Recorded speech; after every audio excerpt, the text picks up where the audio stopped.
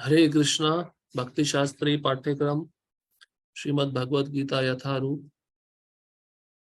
कल हम अध्याय क्रमांक 11 पे चर्चा कर रहे थे, जिसमें अर्जुन भगवान की स्तुति करते हैं। अर्जुन को ऐसा लगता है कि मैंने बहुत सारे अपराध किए हैं, भगवान का मैंने उपहास किया है, भगवान के साथ मैं रहा, उनके साथ बैठा, उनके साथ खाया, उनके साथ एक शैया पे ही शयन किया, तो मुझसे बहुत अपराध हुए हैं। इसलिए वह प्रार्थना करते हुए कहते हैं, मेरे अपराधों को आप क्षमा करिए। मैं हर जगह से आपको प्रणाम करता हूँ, आगे से, पीछे से, चारों दिशाओं से। उसके पश्चात अर्जुन प्रार्थना करते हैं कि मुझे बहुत भय लग रहा है इस रूप को देखकर, आप इस रूप को हटाकर अपना पुरुषोत्तम रूप मुझे दिखलाइए, चतुर्भुज रूप मुझे दिखलाइए। और भगवान तत्क्षण, उसी समय अर्जुन को अपना पुरुषोत्तम रूप भी दिखलाते हैं और उसके तुरंत बाद अपना द्विभुज मुरलीधर रूप भी दिखाते हैं। आज हम श्लोक क्रमांक 51 से प्रारंभ करेंगे, जब अर्जुन भगवान का जो शाश्वत रूप है, दो भुजाओं वाला, उस रूप को देखकर अर्जुन को कैसा अनुभव होता है, उसके विषय में अर्जुन अब बताएंगे। श्लोक क्रमांक 51। अर्जुन उवाच दृष्टेदं मानुषं रूपं तव सौम्यं जनार्दन इदानीमस्मि संवृत्तः सचेतः प्रकृतिं गतः। जब अर्जुन ने कृष्ण को उनके आदि रूप में देखा तो कहा, हे जनार्दन, आपके इस अतीव सुंदर मानवीय रूप को देखकर मैं अब स्थिर चित्त हूँ और मैंने अपनी प्राकृत अवस्था प्राप्त कर ली है। कल के सत्र में श्रील प्रभुपाद जी कहते हैं, विश्व रूप जो भगवान ने अर्जुन को दिखाया उसमें प्रेम का आदान प्रदान नहीं हो सकता। अब यहाँ पे अर्जुन कहते हैं कि मैंने आपका आदि रूप देखा। आदि रूप मतलब कृष्ण, जो हमने कल चर्चा किया, सौम्य वपु। वपु मतलब शरीर और सौम्य मतलब सुंदर। अब अर्जुन ने जब उस मानवीय रूप को देखा, जो दिखने में मानवीय था लेकिन साधारण नहीं है, अर्जुन उस रूप को देखकर अपना अनुभव व्यक्त करता है। वह कहता है, मैं स्थिर चित्त हूँ, अब मेरा चित्त कैसा है, स्थिर हो गया है, मुझे अब किसी प्रकार का भय नहीं लग रहा और अपनी प्राकृत अवस्था प्राप्त कर ली है। प्राकृत अवस्था क्या है अर्जुन की? वह सख्य रूप में है, सख्य भाव में है। तो उसी भाव को उसने पुनः प्राप्त कर लिया, जिस भाव को वह पहले ग्रहण किए हुए था। लेकिन कुछ समय के लिए भगवान ने जब विश्व रूप दिखाया तब वह अपने प्राकृत स्वभाव को भूल चुका था। तो कृष्ण का आदि रूप द्विभुज मुरलीधर रूप है, उसी रूप से सारे स्वांश विभिन्नांश प्रकट होते हैं। तात्पर्य यहाँ पर प्रयुक्त मानुषम रूपम शब्द स्पष्ट सूचित करते हैं कि भगवान मूलतः दो भुजाओं वाले हैं। जो लोग कृष्ण को सामान्य व्यक्ति मानकर उनका उपहास करते हैं, उनको यहाँ पर भगवान की दिव्य प्रकृति से अनभिज्ञ बताया गया है।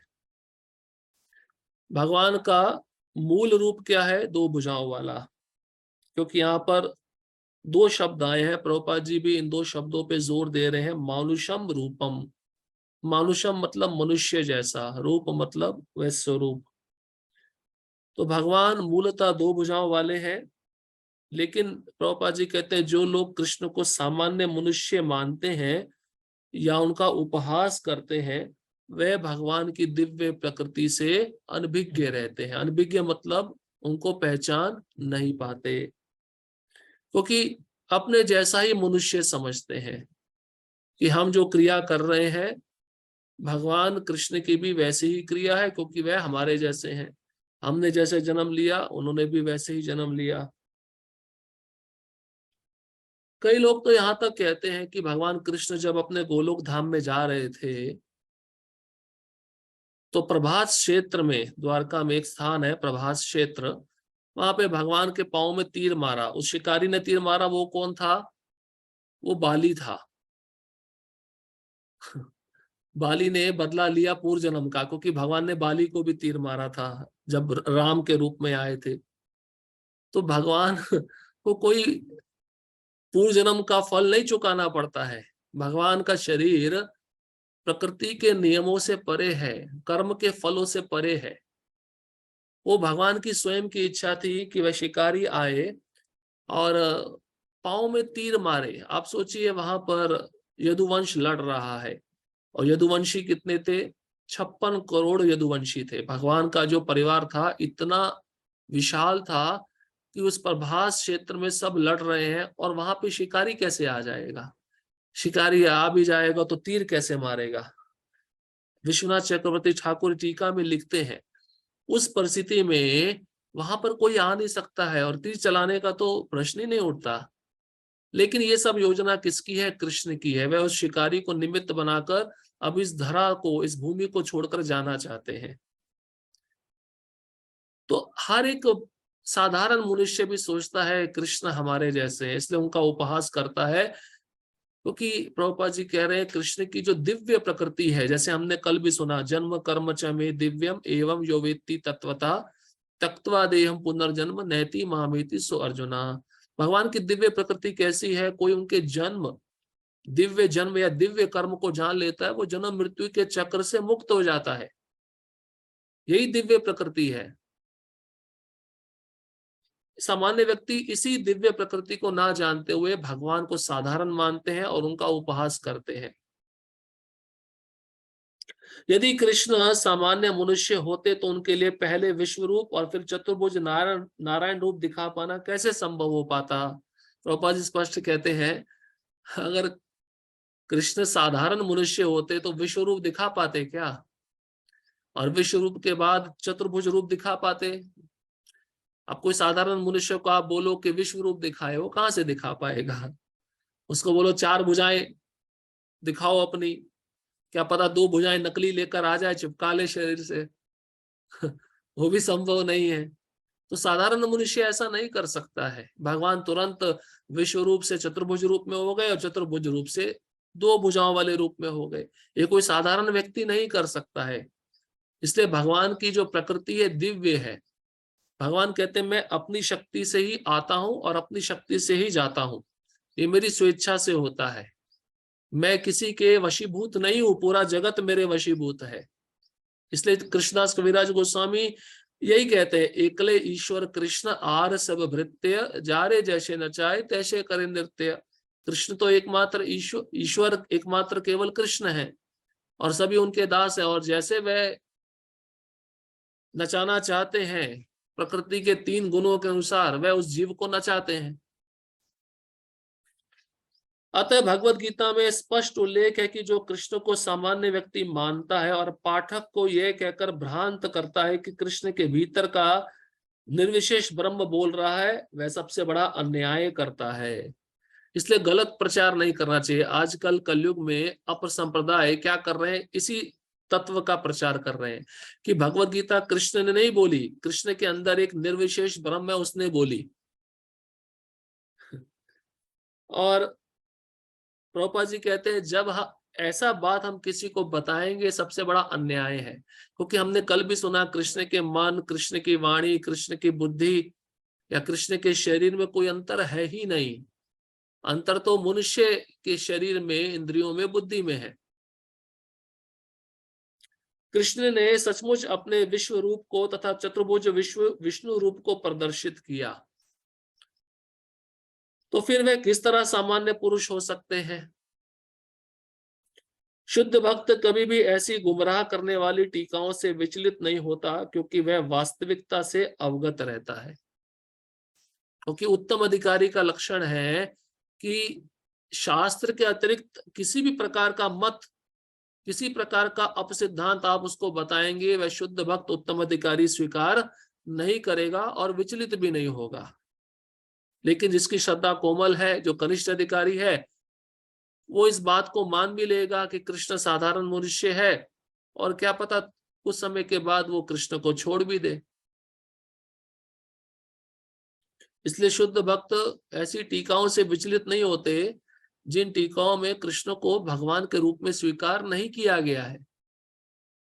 भगवत गीता के मूल श्लोक सूर्य की भांति स्पष्ट है, मूर्ख टीकाकारों को उन पर प्रकाश डालने की कोई आवश्यकता नहीं है। भाई कृष्ण स्वयं ही तो कह रहे हैं मैं भगवान हूं, स्पष्ट कह रहे हैं। जैसे सूर्य का प्रखर तेज होता है, सूर्य के तेज के द्वारा आप पूरे संसार को देख सकते हो, इसलिए भगवत गीता पढ़ के आप समझ सकते हो कि भगवान कौन है। भगवान इसका स्वयं घोषणा की है कि मैं ही आदि ईश्वर हूं और मेरे से ही सब कुछ प्रकट हो रहा है। इसलिए प्रभुपाद जी कहते हैं मूर्ख टीकाकारों के जो टीकाएं हैं उस पर प्रकाश डालने की कोई आवश्यकता नहीं है। ये भगवत गीता जो प्रामाणिक परंपरा में आ रही है उसी को पढ़ना चाहिए, तभी हम कृष्ण को यथा रूप में समझ पाएंगे। कृष्ण ने कुछ घुमा फिरा के थोड़ी ना कहा है कि मैं पहले ये था फिर ये हो गया। कृष्ण ने स्पष्ट कहा है कि मैं आदि भगवान हूं, मुझे से सब कुछ प्रकट हो रहा है, सारी शक्तियां मेरे निर्देशन में कार्य कर रही है, प्रकृति मेरे निर्देशन में कार्य करती है। इससे स्पष्ट हो जाता है, ये भी पता चल जाता है कृष्ण कौन है। कृष्ण स्वयं भगवान है। अंतर्राष्ट्रीय कृष्ण भावनामृत संघ में जुड़ने से पहले हमने भी बहुत बार भगवत गीता पढ़ी होगी, लेकिन कृष्ण को भगवान के रूप में नहीं जाना होगा, नहीं समझा होगा। लेकिन परंपरा में आकर आचार्यों की भगवत गीता टीका को पढ़ने का क्या लाभ है? यही लाभ है कि कृष्ण को समझना, किस रूप में? पूर्ण पुरुषोत्तम भगवान के रूप में। ये लाभ है और ये लाभ परंपरा से जुड़कर ही प्राप्त होता है, अन्यथा ये लाभ किसी और अपसंप्रदाय में जाकर प्राप्त नहीं होगा। वहां पे गुरु बोलेगा मैं ही भगवान हूं। अब गुरु मर रहा होता है, भगवान मर रहा होता है, तो आगे वो शिष्य होता है उसको भगवान बना देता है, चलो अभी तुम भगवान बन जाओ। या वो बोलता है कि मैं तुम्हें ऐसा मंत्र दूंगा, इसका जप करो, 6 महीने में तुम भगवान बन जाओगे। इससे भगवान की स्पष्ट स्थिति का पता किसी भी जीव को नहीं लग पाता जब तक वह प्रामाणिक परंपरा से नहीं जुड़ता है। बहुत सारे लोगों की यही भ्रांत धारणा है कि कृष्ण एक साधारण मनुष्य है, हम जैसा क्रिया करते हैं कृष्ण भी वैसा ही क्रिया करते हैं। लेकिन कृष्ण दिखते मनुष्य जैसे पर उनके कार्य मनुष्य जैसे नहीं है, ये समझना होगा तत्वतः। इसलिए कृष्ण स्वयं अर्जुन को विराट रूप दिखाए, उसके पश्चात चतुर्भुज रूप दिखाए और अब 2 भुजाओं वाला मुरलीधर रूप दिखाए। और अर्जुन कहता है मेरा मन अभी स्थिर है, अभी मैं भयभीत नहीं हूं, क्योंकि वो रूप ही इतना सौम्य इतना सुंदर है। कृष्ण देखिए भक्तों के सामने सुंदर रूप में आते हैं, जैसे हमने कल चर्चा किया 3 श्लोक थे। एक हाथ में दही भात है और दूसरे हाथ में वेणु है, बेत है, विषण्ण है, ठीक है। और दूसरा रूप हमने देखा भगवान ने क्या किया है, अपना सीधा हाथ बलराम जी के कंधे पर रखा है और दूसरे हाथ से कमल को घुमा रहे हैं। कितना सुंदर भगवान कमल को घुमा रहे होंगे। ये सौम्य रूप है जिसको देखकर भक्त बहुत प्रसन्न होता है। आप मंदिर में भी जाओ, मंदिर में जो विग्रह होता है वो शास्त्र के अनुसार बना होता है। आप उस विग्रह को ध्यान से देखोगे आपको सौम्यता नजर आएगी, भगवान का मुस्कुराता हुआ चेहरा दिखेगा। भागवतम के 3 स्कंद में कपिल भगवान अपनी माँ देवहूति को कहते हैं कि भक्तों के लिए एक ही वरदान है, वो वरदान है मेरे विग्रह की आराधना। मेरे विग्रह की आराधना जो कर रहा है उसको मैंने सबसे बड़ा वरदान दिया, क्योंकि मैं उस विग्रह में स्थापित हूं और उनकी चीजों को स्वीकार कर रहा हूं। इसी के द्वारा भगवान अपना आदान प्रदान प्रेम बढ़ाते हैं भक्त के साथ में। इसलिए कुछ और भगवत गीता की टीका पढ़ने की आवश्यकता बिल्कुल नहीं है। केवल प्रभुपाद जी की भगवत गीता ही पर्याप्त है समझने के लिए कृष्ण को, क्योंकि इन तात्पर्यों में प्रभुपाद जी पूरा भक्ति का निचोड़ दिए हैं, भक्ति का सार दिए हैं, भक्ति को प्रस्तुत किए हैं और भक्ति के द्वारा ही हम कृष्ण को समझ पाएंगे, जान पाएंगे। तो इस प्रकार से अर्जुन अपना अनुभव बता रहा है, मेरा चित्त स्थिर हो गया है, मैंने अपनी प्राकृत अवस्था प्राप्त कर ली है, मैं आपका मित्र हूं। अब वही भाव मेरे अंदर आया है और मैं वही व्यवहार आपके साथ रखना चाहता हूं, क्योंकि विश्व रूप देखकर अर्जुन भयभीत हो गया था और अपने अपराधों के लिए क्षमा मांग रहा था। अब भगवान देखिए अगले श्लोक में बताएंगे, ये जो रूप मैं दिखा रहा हूं ये देवताओं को भी दुर्लभ है, देवता भी इसको नहीं समझ पाते। तो आप सोचिए, हम पृथ्वी पे रहने वाले अंतर्राष्ट्रीय कृष्ण भावनामृत संघ के जो भक्त हैं, प्रभुपाद जी के जो अनुयायी हैं, हम कितने भाग्यशाली हैं कि उसी रूप को हम पूजा करते हैं, उसी रूप का हम ध्यान करते हैं, उसी रूप की हम सेवा करते हैं। जिस रूप को भगवान अब कहने जा रहे हैं ये बहुत दुर्लभ है, इसको समझना। ये देवता भी इसको नहीं समझ सकते। भगवान अब बताने जा रहे हैं मेरे इस रूप को, कौन सा वाला रूप, सौम्य वपु रूप, दो भुजाओं वाला रूप, इसको देवता भी नहीं समझ पाते। तो केवल कौन समझ पाता है? भक्त, पृथ्वी में जो भारतवर्ष में जन्मे शुद्ध भक्त हैं, केवल वो इस रूप को समझ पाते हैं। श्लोक क्रमांक 52। श्री भगवान उवाच सुदुदर्शमिदं रूपं दृष्ट्वा नसियन् मम देवा अपयस्य रूपस्य नित्यम दर्शन कांक्षिना। बहुत सुंदर श्लोक है। देखिए भगवान स्वयं कहते हैं, श्री भगवान ने कहा, हे अर्जुन, तुम मेरे जिस रूप को इस समय देख रहे हो उसे देख पाना अत्यंत दुष्कर है। यहां तक कि देवता भी इस अत्यंत प्रिय रूप को देखने की ताक में रहते हैं। ऐसा भगवान क्यों बोले दुष्कर है? दुष्कर मतलब बहुत मुश्किल है इस रूप को देखना। भगवान तो दिखा रहे हैं उस रूप को, इसका मतलब है देखना तो आसान है लेकिन समझना मुश्किल है। इसलिए भगवान कह रहे देख पाना अत्यंत दुष्कर है। देख पाना मतलब समझ पाना बहुत दुष्कर है, मुश्किल है। क्योंकि हमने पहले भी चर्चा किया, ब्रह्मा जी और इंद्र भ्रमित हो गए थे ना, ये कौन सा भगवान है। तभी तो गोवर्धन की लीला हुई और ब्रह्म विमोहन लीला हुई। इसलिए भगवान कहते हैं कि देवताओं को भी ये रूप मैं नहीं दिखाता। देवता हमेशा ताक में रहते हैं, कहीं से रूप दिख जाए। जिस रूप को हे अर्जुन तुम इस समय देख रहे हो, कौन सा? दो भुजाओं वाला रूप। और हम इतने भाग्यशाली हैं कि हमारे आचार्यों ने उसी रूप को स्थापित किया है मंदिरों में, और उस रूप की हम पूजा कर रहे हैं। क्योंकि प्रभुपाद जी कहते हैं भगवान के अर्चा विग्रह में जो मंदिर में है, और भगवान जो स्वयं गोलोक में रहते हैं, अपने धाम में रहते हैं, और भगवान शुद्ध भक्त के हृदय में भी रहते हैं, तीनों में कोई अंतर नहीं है। और जो भगवान के विग्रह में और भगवान में अंतर समझता है उसकी बुद्धि नारकी है, वो नरक में जाएगा। इसलिए भगवान कहते हैं कि इस रूप को देख पाना अत्यंत दुष्कर है। देवता भी ताक में रहते हैं कि हमें रूप दिख जाए, लेकिन उनको भी ये रूप नहीं दिख पाता। तो आप सोचिए वृंदावन के जो वासी हैं कितने भाग्यशाली हैं, उन्होंने नित्य इस रूप को देखा, नित्य इस रूप का ध्यान किया। सुबह से लेकर शाम तक इसी रूप का चिंतन करते रहते थे।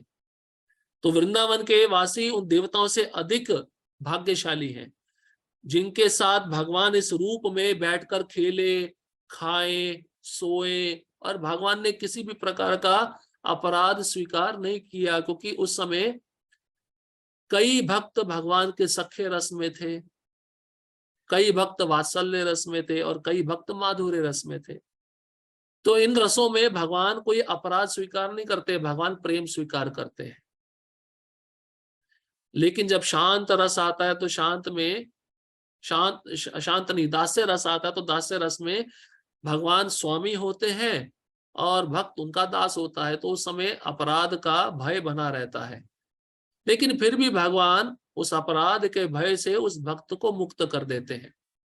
लेकिन जो भक्त बहुत उत्कृष्ट हैं, रस में बहुत श्रेष्ठ है, वात्सल्य, माधुर्य और सख्य रस में भगवान के साथ आदान प्रदान करते हैं, कितने भाग्यशाली हैं। स्वर्ग में रहने वाले देवताओं से भी ज्यादा भाग्यशाली ये भक्त हैं जिनके साथ भगवान नित्य लीला कर रहे थे। तात्पर्य है इस अध्याय के 48वें श्लोक में भगवान कृष्ण ने अपना विश्व रूप दिखाना बंद किया। और अर्जुन को बताया कि अनेक तप यज्ञ आदि करने पर भी इस रूप को देख पाना असंभव है। हमने कल भी चर्चा किया था, वेदों का अध्ययन करके भी विश्व रूप को कोई देख नहीं सकता, और तपस्या करके भी विश्व रूप को कोई देख नहीं सकता, दान देकर भी कोई विश्व रूप को देख नहीं सकता। तो कैसे देख सकता है? केवल और केवल भक्ति के द्वारा। चाहे भगवान का विश्व रूप हो, भगवान का चतुर्भुज रूप हो, या भगवान का दो भुजाओं वाला रूप हो, इसको देखने के लिए शुद्ध भक्ति ही आवश्यक है। शुद्ध भक्ति के बिना यह रूप हम देख नहीं सकते। अब सुदूरदर्शन शब्द का प्रयोग किया जा रहा है, जो सूचित करता है कि कृष्ण का द्विभुज रूप और अधिक गुह्य है। गुह्य है या नहीं है कृष्ण का यह रूप? क्योंकि दिखने में मनुष्य जैसे हैं, पर लीलाएं मनुष्य जैसी नहीं करते, इसलिए गुह्य है। इसलिए हर व्यक्ति भ्रमित हो जाता है। जैसे उदाहरण के रूप में गाय चरा रहे हैं, हाँ, गोचारण लीला में जा रहे हैं, तो मनुष्य सोचेगा अरे हम भी तो गोचारण के लिए जाते हैं, अपनी गायों को चराने के लिए लेकर जाते हैं, तो हम भी कृष्ण हैं। लेकिन हम कृष्ण नहीं हैं। कुछ कार्य ऐसे होते हैं जो कृष्ण साधारण रूप में करते हैं, जो हर कोई कर सकता है। लेकिन कुछ कार्य ऐसे होते हैं जो कृष्ण के अलावा और कोई भी नहीं कर सकता, इसलिए गुह्य है, कॉन्फिडेंशियल है।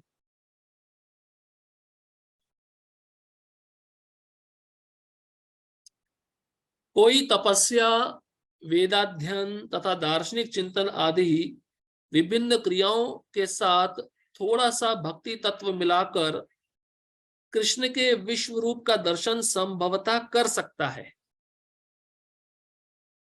तो प्रभुपाद जी कहते तपस्या कर लिया तो तपस्या में थोड़ा भक्ति मिला दिया, वेद अध्ययन कर लिया तो वेद अध्ययन करने का उद्देश्य कृष्ण को जानना है, चलो वो भी कर लिया। और कुछ ज्ञानी लोग दार्शनिक चिंतन करते हैं, उसमें भी थोड़ी बहुत भक्ति मिला दी, जैसे ज्ञान मिश्र भक्ति कहते हैं। ये भक्ति मिलाकर ही प्रभुपाद जी कहते हैं थोड़ा सा भक्ति तत्व को मिलाकर इन क्रियाओं के साथ वह व्यक्ति कृष्ण के विश्व रूप का दर्शन कर सकता है, संभवतः, पूरी तरह नहीं, थोड़ा सा कर सकता है। लेकिन भक्ति तत्व के बिना यह संभव ही नहीं है, इसलिए भक्ति पे जोर दिया जा रहा है। अर्जुन कौन है? अर्जुन भगवान का भक्त है ना, सखा भी है, भक्त भी है, मित्र भी है, सब है। और कृष्ण पहले भी कह चुके हैं, ये ज्ञान मैं क्यों दे रहा हूं तुमको, क्योंकि तुम मेरे भक्त हो। और आगे भगवान कहेंगे, ये मेरा ज्ञान केवल मेरे भक्तों को ही देना, जिसकी श्रद्धा नहीं है उसको भगवत गीता का ज्ञान मत देना, भगवान आगे कहेंगे। लेकिन भक्त इतने दयालु होते हैं, जिनके अंदर श्रद्धा नहीं है, भक्त उनको भी ज्ञान देते हैं। चलो थोड़ा बहुत ये भी समझ ले, क्या पता थोड़ा बहुत ज्ञान सुनकर भगवान के विषय में ये भी भक्ति में आ जाए। भक्तों का भाव ऐसा होता है। लेकिन भगवान ने स्पष्ट कहा है, जो अश्रद्धालु है मेरा ये ज्ञान उसको कभी मत देना। इसका वर्णन पहले ही किया जा चुका है, फिर भी विश्व रूप से आगे कृष्ण का द्विभुज रूप है, जिसे ब्रह्मा तथा शिव जैसे बड़े बड़े देवताओं द्वारा भी देख पाना और भी कठिन है। शिव जी को भी एक बार इस रूप को देखने के लिए बहुत प्रयत्न करना पड़ा था। याद है जब कृष्ण शिशु रूप में आए थे, बालक थे छोटे से, तो शिव जी ने बोला आज मेरे प्रभु प्रकट हुए हैं, उनका दर्शन करके आते हैं। तो आज भी वह स्थान है आशीश्वर महादेव नंदगांव में, जहाँ पे नंद बाबा का स्थान है, महल है। तो वहां पे शिव जी जब गए और नंद भवन में यशोदा से मुलाकात हुई, यशोदा ने क्या देखा? ऐसा बाबा है, ऐसा योगी है जिसके गले में क्या है? सांप है, और कान में बिच्छू है, पूरे शरीर पे भस्म लगाया है और बागंबर लपेटा है। तो क्या चाहिए? शिव जी बोले मुझे दर्शन करना है। किसका दर्शन करना है? आपके लाला का दर्शन करना है, पुत्र का दर्शन करना है। तो यशोदा माता ने विचार किया कि अगर इस रूप में मेरा पुत्र इनका दर्शन करेगा तो भयभीत हो जाएगा, डर जाएगा। तो उन्होंने बोला मैं दर्शन नहीं कराऊंगी। लेकिन शिव जी बेचारे वो भी अपना जिद लेकर आए थे, तो बोले जब तक दर्शन नहीं मिलेगा तो मैं भी नहीं जाऊंगा। तो पास में ही स्थान है आशीश्वर महादेव, वहां पे बैठकर उन्होंने ध्यान लगाना प्रारंभ किया। और इधर कृष्ण रोने लगे, कृष्ण जोर जोर से रुदन करने लगे। तो यशोदा माता की सभी सखियां आई, क्या हो गया, क्योंकि बालक चुप नहीं हो रहा है किसी भी तरह से। बोले कोई आया था इसका दर्शन करने के लिए, क्या पता तुमने दर्शन ना दिया हो इस बालक का। बोले हाँ, एक योगी था, बाबा था, पर उसका रूप अच्छा नहीं था देखने में, मेरा पुत्र डर जाता इसलिए मैंने वो दर्शन नहीं कराया। बोले नहीं, उसके कारण ही तुम्हारा पुत्र रो रहा है। तो जब यशोदा माता अपने पुत्र को लेकर गई उस स्थान पे, शिवजी ने गोद में लिया, शिवजी ने देखा तो भगवान का रुदन चुप हो गया। तो ये रूप को देखने के लिए देवता भी ललायित रहते हैं, लेकिन देख नहीं पाते हैं। भगवान जिस पे कृपा करते हैं वही इस रूप को देख सकता है। इसलिए हमारे आचार्य कहते हैं कि मंदिर में जो विग्रह है उसका सेवा बहुत प्रेम पूर्वक करना चाहिए, भगवान समझकर करना चाहिए। भगवान इतने दयालु हैं कि अपने इतने विशाल रूप को उन्होंने छोटा सा बना दिया हमारे लिए कि ये भक्त मेरा सेवा कर सके। भगवान इसलिए दयालु हैं, और भगवान उस विग्रह में स्थापित रहते हैं, हमारी सेवा को स्वीकार करते हैं। लेकिन देवताओं को ये अवसर प्राप्त नहीं हो पाता जो भक्तों को प्राप्त होता है। इसलिए भागवतम में भगवान उद्धव को कहते हैं मेरे मंदिर में जो उत्सव होते हैं वो मनाने चाहिए, रथ यात्रा के उत्सव, कथाओं के उत्सव, मेरे आविर्भाव के उत्सव, ये सब मनाने चाहिए। ये करने से वह जीव भगवान के और निकट आता है, उसका प्रेम और बढ़ता है। और दर्शन जब बारंबार करेगा भगवान का तो उसकी आसक्ति, उसकी इंद्रियां पूरी तरह से भगवान की सेवा में नियुक्त हो जाएंगी। और एक बार इन इंद्रियों को भगवान की सेवा में लगा देते हैं, फिर ये इंद्रियां भटकती नहीं है।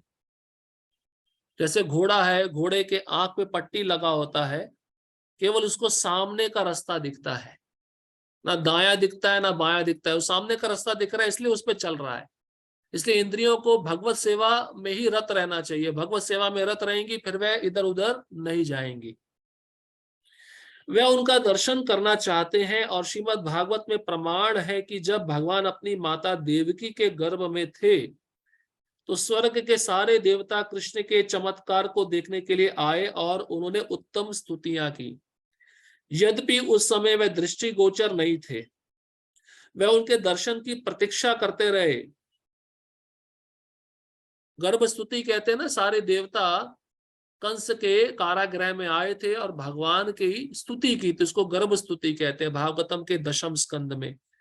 तो देवता बहुत ललायित थे, भगवान को हम प्रकट होते हुए देखना चाहते हैं। पर आश्चर्य की बात देखिए, उन देवताओं में ब्रह्मा जी भी थे, इंद्र भी थे। वे जानते हैं कि कृष्ण कौन है, फिर बाद में उन्होंने अपराध किया। तो ऐसा क्यों हुआ? क्योंकि भगवान की माया बहुत प्रबल है। भगवान अपनी माया में किसी को भी फंसा सकते हैं, ब्रह्मा तक को फंसा सकते हैं, शिव जी को फंसा सकते हैं। फिर संसार के साधारण मनुष्य के विषय में क्या कहा जाए, जो हर क्षण भगवान को भूलता रहता है। और अपनी गलतियों का दोष किसको देता है? भगवान को देता है। मूर्ख व्यक्ति उन्हें सामान्य जन समझकर भले ही उनका उपहास कर ले और उनका सम्मान ना करके उनके भीतर स्थित किसी निराकार कुछ का सम्मान करे, किंतु यह सब मूर्खतापूर्ण व्यवहार है। मूर्ख व्यक्ति क्या करता है? या तो कृष्ण को भगवान नहीं मानता, नहीं तो कृष्ण के शरीर से जो ब्रह्म तेज निकल रहा है उसी की पूजा करता है, कृष्ण के साकार रूप की पूजा नहीं करता। तो प्रभुपाद जी कहते हैं ऐसे लोग मूर्ख हैं, क्योंकि स्पष्ट भगवान का सुंदर रूप है, वह सामने खड़े हैं, लेकिन उस रूप को देखकर भी भगवान स्वीकार ना करना और किसी मन घड़त ऐसे सिद्धांत पर जाना जो शास्त्र में नहीं दिया गया, तो ऐसे लोगों को प्रभुपाद जी कहते हैं मूर्ख हैं। कृष्ण के द्विभुज रूप का दर्शन तो ब्रह्मा तथा शिव जैसे देवता तक करना चाहते हैं। भगवत गीता 9वां अध्याय 11वां श्लोक, इसकी पुष्टि हुई है। अवजानन्ति माम मूढ़ा मानुषिम तनुमाश्रितम। भगवान ऐसे लोगों को स्पष्ट मूर्ख कहते हैं, मूढ़ा कहते हैं। किनको? जो मुझे साधारण मनुष्य मानते हैं। मानुषिम तनुम आश्रितम, ऐसा सोचते हैं कि एक साधारण व्यक्ति का शरीर इस कृष्ण ने स्वीकार किया, इसका शरीर प्रकृति के 3 गुणों से बना है। तो भगवान कहते हैं ऐसे लोग मूर्ख हैं, मूढ़ा। जो लोग उनका उपहास करते हैं वह उन्हें दृश्य नहीं होते। फिर दिखते ऐसे लोगों को नहीं है जो उनका उपहास कर रहे हैं, फिर किनको दिखेंगे? शुद्ध भक्तों को दिखते हैं। इसका दूसरा श्लोक ब्रह्म संहिता में बहुत प्रसिद्ध श्लोक है। प्रेमांजन छुरित भक्ति विलोचनेन संता सदैव हृदयेषु विलोकयन्ति यम श्याम सुंदर मचिंत्य गुण स्वरूपम गोविंदमादि पुरुषम हम भजामी। जिन भक्तों ने अपने आंखों में प्रेम का अंजन लगाया, जो मेरी शुद्ध भक्ति में लगे हैं, मैं उन्हीं को दिखता हूं। और कैसे दिखता हूं? उनके हृदय में रहता हूं, और इस संसार में जो भी वस्तु वह देखते हैं उस वस्तु का संबंध मेरे साथ देखते हैं। इस तरह से वह मुझे नित्य देखते रहते हैं, मेरा चिंतन करते रहते हैं। उनके लिए मैं कभी भी ओझल नहीं होता, अदृश्य नहीं होता। उनके लिए मैं सदैव दृश्य जगत में रहता हूं। जैसा कि ब्रह्म संहिता में तथा स्वयं कृष्ण द्वारा भगवत गीता में पुष्टि हुई है, कृष्ण का शरीर सच्चिदानंद स्वरूप है। उनका शरीर कभी भी भौतिक शरीर जैसा नहीं होता। आपने देखा, कृष्ण जब कुरुक्षेत्र के युद्ध में थे, 125 वर्ष की आयु थी, तो कृष्ण का कोई बाल सफेद हो गया हो, कृष्ण की दाढ़ी सफेद हो गई हो, या कृष्ण के शरीर में क्या बोलते हैं, झुर्रियां, जो मांस लटक जाता है ना बुढ़ापे में, अच्छा नहीं दिखता है, या कृष्ण को दिखना बंद हो गया हो, कृष्ण को सुनाई देना बंद हो गया हो, ये सब ये भौतिक शरीर में होता है। भगवान के शरीर में ये सब नहीं होता, क्योंकि भगवान का शरीर कैसा है? दिव्य है, सच्चिद आनंद है। उसमें किसी भी प्रकार का घटाव जुड़ाव नहीं होता। हमारा शरीर बढ़ता है, लेकिन कृष्ण का शरीर जन्म से लेकर 16 वर्ष की आयु तक बढ़ता है, उसके बाद में नहीं बढ़ता। वो तरुण है, नवयौवन है। कृष्ण को हमारे जैसा भूख भी नहीं लगता, हमारे जैसा प्यास भी नहीं लगता। लेकिन ब्रज की लीला में देखेंगे तो भगवान के मित्रगण अपने हाथों से भगवान को खिलाते थे। भगवान को कोई भूख नहीं है, लेकिन अपने भक्तों का प्रेम स्वीकार करने के लिए भगवान उनके हाथों से खाते थे। लेकिन भगवान को कोई आवश्यकता नहीं है। भगवान का शरीर ही सच्चिदानंद है, उसमें भूख प्यास शोक मोह जन्म मृत्यु ये सब नहीं है। काश हमें भी ऐसा शरीर मिल जाता। वो शरीर तो यहाँ पे नहीं मिलेगा, गोलोक धाम में ही मिलेगा, जिसमें कोई भूख का प्यास का कोई टेंशन नहीं। कृष्ण के साथ हमेशा खेलते रहो। प्रभुपाद जी कहते हैं मनुष्य जीवन का उद्देश्य है राधा कृष्ण के नृत्य पार्टी को ज्वाइन करना। नृत्य पार्टी, क्योंकि गोलोक में क्या चलता है? केवल नृत्य चलता है, नाच गाना चलता है। उस नाच गाने में जिसको जुड़ना है तो उसको भक्ति करनी होगी, शुद्ध भक्ति। तब वो राधा कृष्ण की पार्टी को जुड़ सकता है, और तब उसको वैसा शरीर मिलेगा जिसमें किसी प्रकार का कोई कलेश नहीं। यहाँ पर कैसा शरीर है? रात को सोते हैं तो सुबह उठ पाएंगे नहीं उठ पाएंगे, भय रहता है। अब उम्र हो गई है। कई भक्त तो सोचते हैं, कई भक्तों ने ऐसा सोच के भी रखा है, मैं 3 साल तक जीऊंगा, पता नहीं आगे क्या होने वाला है। इतनी चिंता है। देखो इस शरीर, इसी से पता चलता है ये शरीर कैसा है। ये भौतिक शरीर है, क्योंकि इसमें भय चिंता सता रही है जीव को। लेकिन आध्यात्मिक शरीर में किसी प्रकार की कोई भय चिंता नहीं है। आपको सुनकर आश्चर्य होगा, जो शुद्ध भक्ति है इतनी प्रबल है कि अगर कोई व्यक्ति शुद्ध भक्ति पे चलता है तो उसका भी भय नष्ट हो जाता है। प्रभुपाद जी के शिष्य जब अंतिम समय में शरीर छोड़ रहे थे, उनको डर नहीं था, वो खुशी खुशी शरीर छोड़ रहे थे। इसका मतलब उनका शरीर आध्यात्मिक हो चुका है। आध्यात्मिक शरीर में कोई शोक नहीं, कोई मोह नहीं, कोई जन्म नहीं, कोई मृत्यु नहीं, कोई जरा नहीं, कोई व्याधि नहीं। वैसा शरीर मृत्यु होने से पहले भी भक्तों को मिल जाता है। जैसे ध्रुव महाराज थे, ध्रुव महाराज जब भगवत धाम जा रहे तो मृत्यु देवी सामने आ गई। उसने कहा ये मृत्यु लोक है, मेरे को स्पर्श के बिना आप विमान में नहीं चढ़ सकते। तो भागवत में वर्णन है, वो मृत्यु देवी झुक गई और ध्रुव महाराज ने मृत्यु के मस्तक पर पांव रखकर विमान में प्रवेश किया। ये भक्त का स्थिति होता है। भक्त भयभीत नहीं होता, भक्त खुश होता है कि मैं कृष्ण से मिलने जा रहा हूं। और संसारी लोगों को देखो कितनी चिंता होती है, मेरा घर कौन संभालेगा, मेरा पैसा का क्या होगा। ये अंतर देख सकते हो, ये भौतिक शरीर और आध्यात्मिक शरीर में अंतर है। इसी जन्म में आध्यात्मिक शरीर मिल सकता है अगर वह शुद्ध भक्ति करे, उसको कोई भय नहीं रहेगा।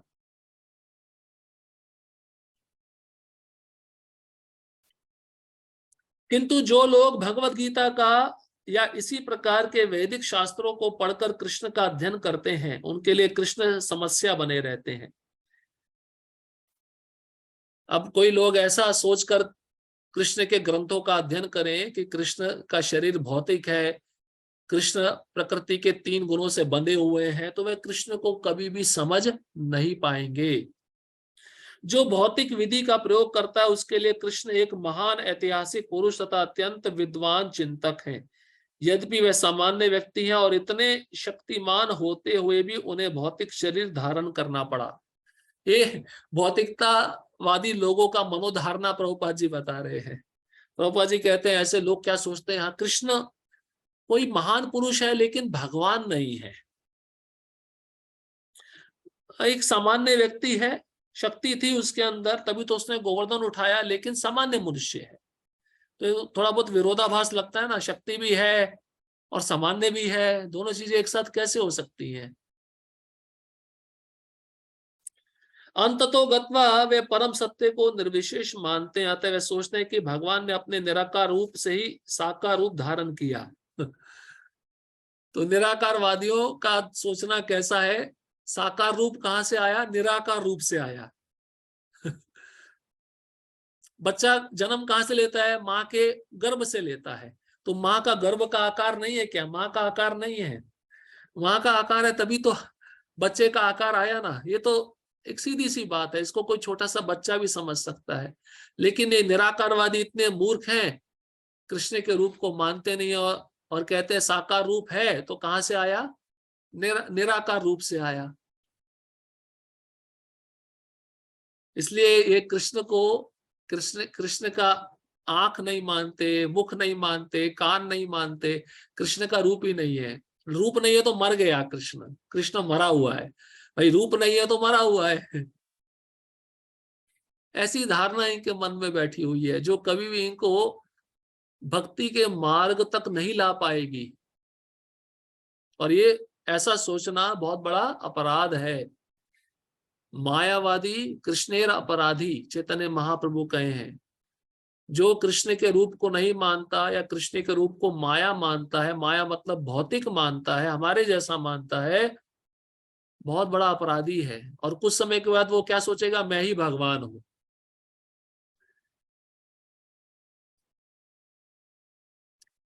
परमेश्वर के विषय में ऐसा अनुमान नितांत भौतिकतावादी है। दूसरा अनुमान भी काल्पनिक है। जो लोग ज्ञान की खोज में हैं वे भी कृष्ण का चिंतन करते हैं और उन्हें उनके विश्व रूप से कम महत्वपूर्ण मानते हैं। इस प्रकार कुछ लोग सोचते हैं कि अर्जुन के समक्ष कृष्ण का जो रूप प्रकट हुआ था वह उनके साकार रूप से अधिक महत्वपूर्ण है। तो बहुत सारे लोगों की धारणाएं बता रहे हैं प्रभुपाद जी, कई प्रकार के लोग क्या क्या सोचते हैं। कोई सोचता है विश्व रूप श्रेष्ठ है पर 2 भुजाओं वाला रूप श्रेष्ठ नहीं है। कोई सोचता है 2 भुजाओं वाला रूप है वह सामान्य रूप है। हाँ, लेकिन कोई सोचता है ये सामान्य व्यक्ति भी है, शक्तिशाली भी है। बहुत सारे सिद्धांत प्रभुपाद जी बता रहे हैं। उनके अनुसार कृष्ण का साकार रूप काल्पनिक है। काल्पनिक मतलब कल्पना, इमेजिनेशन। हाँ, ये कृष्ण नाम का कोई व्यक्ति था मतलब काल्पनिक। लेकिन कृष्ण थे नहीं, कृष्ण थे, कृष्ण है और कृष्ण रहेंगे। उनका विश्वास है कि परम सत्य व्यक्ति नहीं है। भाई इस सृष्टि को जो चला रहा है व्यक्ति कैसे हो सकता है, वो तो शक्ति है। कई लोगों का ऐसा भी सोचना है, ये शक्ति ही चला रही है, व्यक्ति नहीं चला रहा है।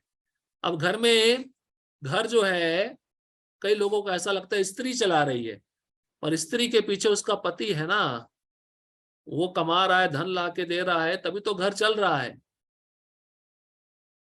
कई लोग सोचते हैं प्रकृति चला रही है, इसके पीछे कोई पुरुष नहीं है। और प्रभुपाद जी उपमा देते हैं भागवतम में, जैसे बकरी होती है ना, बकरी, बकरी के गले में स्तन होते हैं, तो व्यक्ति क्या सोचता है, चलो इन स्तन से ही दूध मिलेगा, इसलिए स्तन का दोहन करेंगे। लेकिन कितना भी दोहन करो उससे दूध नहीं मिलता है। तो कहने का मतलब ये है, लोग सोचते हैं ये प्रकृति ही सब कुछ कर रही है, प्रकृति सब कुछ नहीं कर रही, उसके पीछे कृष्ण है। प्रभुपाद जी दूसरा उदाहरण देते हैं कुंभार का, जो घड़ा बनाता है। तो लोग सोचते हैं वो घड़ा किसके द्वारा बन रहा है, मिट्टी के द्वारा। मिट्टी के द्वारा तो बन ही रहा है, लेकिन उसको आकार कौन दे रहा है, उस घड़े को जो पहिए पे घुमा रहा है वो कौन घुमा रहा है, वो व्यक्ति घुमा रहा है ना। तो इस प्रकार से ये मूर्ख भौतिकतावादी लोग या निर्विशेषवादी लोग सोचते हैं कृष्ण सामान्य व्यक्ति है, और जो परम सत्य उसका आकार ही नहीं है। किंतु भगवत गीता के 4th अध्याय में दिव्य विधि का वर्णन है, और वह कृष्ण के विषय में प्रामाणिक व्यक्तियों से श्रवण करने की है। कौन सी विधि के बारे में कृष्ण अर्जुन को बताए हैं, तद्विद्धि प्रणिपातेन परिप्रश्नेन सेव्या उपदक्षन्ति ते ज्ञानम ज्ञानन तत्वदर्शिना। भगवान भी अर्जुन को कहते हैं प्रामाणिक आचार्य जो आत्म साक्षात्कार को प्राप्त हुए हैं, उनके पास जाकर उनको शरणागत होकर उनकी सेवा कर कर वे ज्ञान प्राप्त करो, ये प्रामाणिक विधि है। यही वास्तविक वैदिक विधि है, और जो लोग सचमुच वैदिक परंपरा में हैं, वे किसी अधिकारी से ही कृष्ण के विषय में श्रवण करते हैं, और बारंबार श्रवण करने से कृष्ण उनके प्रिय हो जाते हैं। तो कृष्ण को हम प्रिय कैसे बन सकते हैं, जब हम कृष्ण के बारे में बारंबार सुनेंगे। किसी व्यक्ति के बारे में हम बारंबार सुनते हैं तो क्या होता है, उस व्यक्ति के प्रति हमारा आसक्ति हो जाता है ना, और फिर इच्छा करता है उस व्यक्ति से मैं कब मिलूंगा। रुक्मिणी माता बहुत सुंदर उदाहरण है। रुक्मिणी माता बहुत छोटी थी, और विदर्भ की राजकुमारी थी, और उसके महल में बहुत सारे साधु संत आते थे कृष्ण की कथा करने के लिए। नारद मुनि आते थे, कृष्ण के विषय में बताते थे, और रुक्मिणी माता बैठकर सुनती थी। सुनते रहने से क्या हुआ, रुक्मिणी माता के हृदय में भगवान के प्रति प्रेम जागृत हो गया, आसक्ति का निर्माण हो गया। और फिर रुक्मिणी माता ने क्या विचार किया, अगर मैं विवाह करूंगी तो मैं कृष्ण से ही विवाह करूंगी, मैं कृष्ण को छोड़कर किसी अन्य के साथ विवाह नहीं करूंगी। तो श्रवण करना चाहिए। अब प्रभुपाद जी श्रवण की विधि पे बल दे रहे हैं। ये श्रवण क्या है, हमारी भक्ति को सिंचन है, पानी डालने जैसा है। जितना हम श्रवण करेंगे उतना हमारा भक्ति बढ़ता है। लेकिन श्रवण करना ही पर्याप्त है क्या, श्रवण के साथ और क्या क्या करना चाहिए। श्रवण के साथ में चिंतन, मनन, निधि ध्यासन। निधि ध्यासन मतलब अपने जीवन में उतारने का प्रयत्न। जैसे मान लीजिए कोई शिष्य है और गुरु से आदेश प्राप्त किया है, खाली सुन लिया है, अब वो आदेश को पूरा करने का प्रयत्न नहीं कर रहा है, तो ये पूर्ण श्रवण नहीं कहलाया जाएगा। गुरु से आदेश मिलने पर गुरु के आदेश पर ध्यान करना चाहिए, ध्यायन्तः, और फिर विचार करना चाहिए उस गुरु के आदेश को मैं पूरा कैसे करूं, क्या क्या सामग्री मुझे चाहिए जिससे मैं गुरु को प्रसन्न कर सकूं, इसको कहते हैं श्रवण। और श्रवण भी कैसा होना चाहिए, ध्यान पूर्वक। ध्यान पूर्वक श्रवण कैसा होगा, जब आपका मन स्थिर होगा। और मन स्थिर कब होगा, जब आपकी क्रियाएं बैलेंस्ड होंगी, संतुलित होंगी। खान पान, हाँ, ये सब क्रियाएं संतुलित होनी चाहिए। युक्ताहार विहार से युक्त चेष्टा से कर्मसु, कृष्ण बोले हैं। योगी कौन है, जो ज्यादा खाता है वो भी योगी नहीं है, जो कम खाता है वो भी योगी नहीं, जो ज्यादा सोता है वो भी योगी नहीं, जो कम सोता है वो भी योगी नहीं। इसलिए हमारे क्रियाओं में संतुलन होना चाहिए, समय पे सब क्रियाएं होनी चाहिए, उससे मन स्थिर रहेगा। मन स्थिर रहेगा तो आप ध्यान पूर्वक श्रवण कर पाओगे। इसलिए कृष्ण के प्रिय वही भक्त होते हैं जो उनके बारे में रोज श्रवण करते हैं। जैसा कि हम कई बार बता चुके हैं कि कृष्ण अपनी योग माया शक्ति से आच्छादित हैं। योग माया मतलब अंतरंगा शक्ति। एक है महामाया, एक है योग माया। महामाया शक्ति क्या करती है, इस भौतिक जगत में कार्य करती है, जीवों को भ्रमित करती है, जीवों को कृष्ण से दूर ले जाती है, जीवों को कृष्ण का विस्मरण कराती है। लेकिन अंतरंगा शक्ति वह जीव को कृष्ण के पास लेकर जाती है, कृष्ण का अधिक से अधिक स्मरण कराती है। इसलिए भगवान ने अपनी योग माया शक्ति से ढक रखा है अपने रूप को।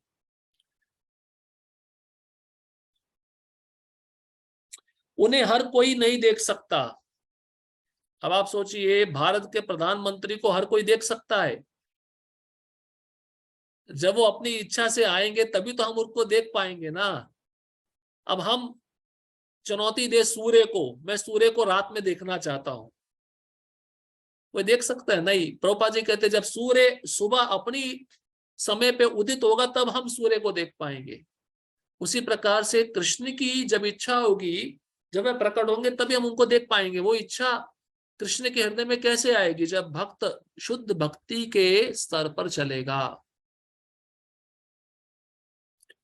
तब कृष्ण की भी इच्छा होगी मैं ऐसे भक्त को देखना चाहता हूं जो मेरी शुद्ध भक्ति में लगा है। तो कृष्ण अपने स्वरूप को प्रकट कर देते थे। जैसे ध्रुव महाराज हैं, ध्रुव महाराज जब अपने हृदय में भगवान का ध्यान लगा रहे थे और ध्यान इतना गहन हो गया था कि भगवान सामने आकर खड़े हो गए, फिर भी ध्रुव महाराज आंख नहीं खोल रहे हैं। तो भगवान ने क्या किया, अंदर का जो ध्यान था उसको बंद कर दिया। बंद करते ही तुरंत ध्रुव महाराज की आंख खुली तो सामने उसी रूप को देखा। तो ध्रुव महाराज की भक्ति से भगवान बहुत प्रसन्न हो गए थे, इसलिए उन्होंने अपने रूप को प्रकट किया उनके सामने। इसलिए भगवान की इच्छा पे निर्भर है, हमारी इच्छा पे निर्भर नहीं है। लेकिन हमें सेवा ऐसी करनी चाहिए, गुरु की आज्ञा का पालन ऐसा करना चाहिए। हमारे आचार्य कहते हैं हम भगवान को देखने का प्रयत्न ना करें, भगवान हमको देखने का प्रयत्न करें। ये सिद्धांत है। वही उन्हें देख पाता है जिसके समक्ष वे प्रकट होते हैं। इसका मतलब कृष्ण स्वतंत्र है ना, वो जो चाहेंगे वही होने वाला है। अब वो सोचे कि चलो इचल करंजी के वासियों के सामने मैं प्रकट होना चाहता हूं, दर्शन देना चाहता हूं, तो उनको कोई रोक नहीं सकता। इसलिए वह श्याम सुंदर रूप में आकर, विग्रह के रूप में आकर बैठ गए और सेवा स्वीकार कर रहे हैं। ये भगवान की स्वयं की इच्छा है। और भगवान की इच्छा है, वो अगर किसी के सामने प्रकट नहीं होना चाहते तो कोई कितना भी प्रयत्न कर ले, भगवान प्रकट नहीं होंगे। उन्हें देख पाता है जिसके समक्ष वे प्रकट होते हैं। इसकी पुष्टि वेदों में हुई है, किंतु जो शरणागत हो चुका है वह परम सत्य को सचमुच समझ सकता है। देखिए, अब प्रभुपाद जी कहते हैं अगर कृष्ण को समझना है, जानना है, शरणागति बहुत आवश्यक है। शरणागति, शरणागत होना। शरणागत कैसे होना, सब तरफ से शरणागत होना। जैसे बलि महाराज, ये आत्मनिवेदनम भक्ति के आचार्य हैं, एकदम उत्कृष्ट भक्ति, जिन्होंने अपना सब कुछ कृष्ण को दे दिया। तो भक्ति में शरणागति बहुत आवश्यक है। जब भक्त अपना शरीर, अपना मन, अपना वाणी, अपनी इंद्रियां, सब कुछ कृष्ण को देता है बिना किसी हेतु के, तब भगवान उसके समक्ष प्रकट होते हैं। तब कृष्ण अपने रूप को ज्यादा समय उस भक्त से दूर नहीं रख पाते, तुरंत अपने रूप को उस भक्त के समक्ष प्रकट करते हैं। क्योंकि भगवान कहे हैं, जब भक्त ने मुझे सब कुछ दे दिया तो अब मेरा भी कर्तव्य है उसको दर्शन देना। तो भगवान फिर दर्शन भी देते हैं, और प्रभुपाद जी लिखते हैं कि भगवान आकर उस भक्त की सेवा भी करते हैं।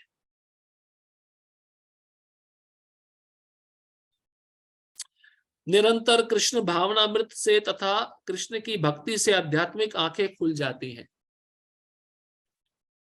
और वह कृष्ण को प्रकट रूप में देख सकता है। आंखें खुली है नहीं खुली हमारी? संसार को देख पाते हो ना? अब संसार कैसा है? इस्कॉन में आने से पहले संसार कैसा दिखता था? बहुत अच्छा दिखता था, सारी वस्तुएं बहुत सुंदर दिखती थी। लेकिन अब सही ज्ञान प्राप्त हुआ, सही शोध से, सही परंपरा से, अब संसार कैसा दिखता है? धारणा पूरी बदल गई, भौतिक धारणा से आध्यात्मिक धारणा में प्रवेश हो गया। तो भक्त क्या सोचता है, अब ये जगत रहने लायक नहीं है, नाशवान है। और इस जगत में क्या है? दुख ही दुख है। इस तरह से भक्त की पूरी तरह से आंखें खुलती हैं, वह ज्ञान चक्षु के द्वारा संसार को देखता है। ज्ञान चक्षु मतलब शास्त्र की दृष्टि से देखता है। ऐसा प्राकट्य देवताओं तक के लिए दुर्लभ है, अतः वे भी उन्हें नहीं समझ पाते और उनके द्विभुज रूप के दर्शन की ताक में रहते हैं। कौन सा दर्शन देवता करना चाहते हैं जो उनको नहीं हो पाता? दो भुजाओं वाले कृष्ण का दर्शन। और समझ नहीं पाते हैं देवता। भगवान ने दो भुजा वाला रूप कैसे ले लिया? क्योंकि चार भुजा वाला तो सामान्य व्यक्ति नहीं है। नारायण को तो सब हमेशा देखते रहते हैं, लेकिन कृष्ण तो कभी दिखते ही नहीं है। इसलिए कृष्ण को सामान्य मनुष्य मानते हैं, क्योंकि उनके दो हाथ हैं। निष्कर्ष यह निकला कि यद्यपि कृष्ण के विश्व रूप का दर्शन कर पाना अत्यंत दुर्लभ है और हर कोई ऐसा नहीं कर सकता, किंतु उनके श्याम सुंदर रूप को समझ पाना तो और भी कठिन है। श्याम सुंदर नाम क्यों लिया इधर? ये नाम गोपियों ने दिया था। गोपियां इस नाम से कृष्ण को पुकारती थी, श्याम सुंदर। लोग कृष्ण को समझ पाना तो कठिन है ही है, लेकिन प्रभुपाद जी लिख रहे हैं कृष्ण के श्याम सुंदर रूप को समझ पाना बड़ा कठिन है। कौन से रूप को? वृंदावन वाले रूप को। मथुरा वाले रूप को तो समझ पाना कठिन है ही, फिर भी समझ सकते हैं। लेकिन कृष्ण जो कभी वृंदावन नहीं छोड़ते, जो श्याम सुंदर रूप में रहते हैं, उस रूप को समझ पाना तो और भी कठिन है। क्यों? क्योंकि उस रूप में कृष्ण ने रास लीला किया, अनेक गोपियों के साथ नृत्य किया। ये मनुष्य ऐसा करना चाहिए। तो यही भावना साधारण लोगों के मन में आती है, और देवतागण भी उस रूप को नहीं समझ पाते और अपराध कर बैठते हैं। इंद्र ने क्या सोचा था? अरे हर साल तो मेरी पूजा होती है, मुझे हर प्रकार का 56 भोग लगता है। जबकि देवता कभी भी मनुष्यों के हाथों का बना हुआ स्वीकार नहीं करते हैं। देवता केवल देवलोक में जो रसोइये रहते हैं उनके हाथ का बना हुआ स्वीकार करते हैं। और यहाँ पर ब्रजवासी गण बड़ी श्रद्धा से, बड़ी भावना से इंद्र को खिलाते थे हर साल। लेकिन एक दिन कृष्ण ने क्या किया? इंद्र की पूजा बंद करवा दी। और देखो, वो इंद्र जो इतना वैभवशाली है, जिसका वैभव कृष्ण के द्वारा ही दिया गया है, वो इंद्र कृष्ण की सत्ता को भूल गया और स्वयं भगवान बनने का प्रयत्न करने लगा। और उसने क्या किया? ब्रजवासियों को मारने का प्रयत्न किया, और इस कृष्ण को भी मार दूंगा। भागवतम में अगर आप पढ़ेंगे तो बड़े अपशब्द बोले हैं इंद्र ने। कृष्ण को कहता है स्तब्धम। स्तब्धम मतलब ये ढीठ है, जिद्दी है, सुनता नहीं है। पंडित मानिना, बड़ा पंडित समझता है अपने को, दूसरों को ज्ञान दे रहा है। बालिशम, बालिशम मतलब बच्चा है। ये इन शब्दों से इंद्र ने कृष्ण को बोला है, अब शब्द बोले हैं। तो इसका मतलब अब इंद्र की दृष्टि में कृष्ण कैसे साधारण बालक है, क्योंकि उसकी दृष्टि में पूरी तरह से महामाया का पर्दा हो गया, कृष्ण को अब समझ नहीं पाया है। अब कुछ समय के बाद जब भीषण वर्षा किया, ब्रजवासियों को मारने का प्रयत्न किया, लेकिन मार नहीं पाया। उसने देखा 7 दिन 7 रात तक लगातार वर्षा, सब जलमग्न कर दिया। और कृष्ण ने इंद्र के साथ कुछ युद्ध नहीं किया, केवल गोवर्धन को उठाकर सब भक्तों की रक्षा भी की और इंद्र का जो घमंड था उसको भी नष्ट किया। इसलिए कृष्ण के श्याम सुंदर रूप को समझ पाना और भी कठिन है। वो श्याम सुंदर बहुत दुर्लभ है, उसको समझना मतलब विशेष गुरु की कृपा है। इसलिए देवता भी इस श्याम सुंदर रूप को देखने की ताक में रहते हैं, लेकिन इस रूप को पूरी तरह से समझ नहीं पाते। श्लोक क्रमांक 53।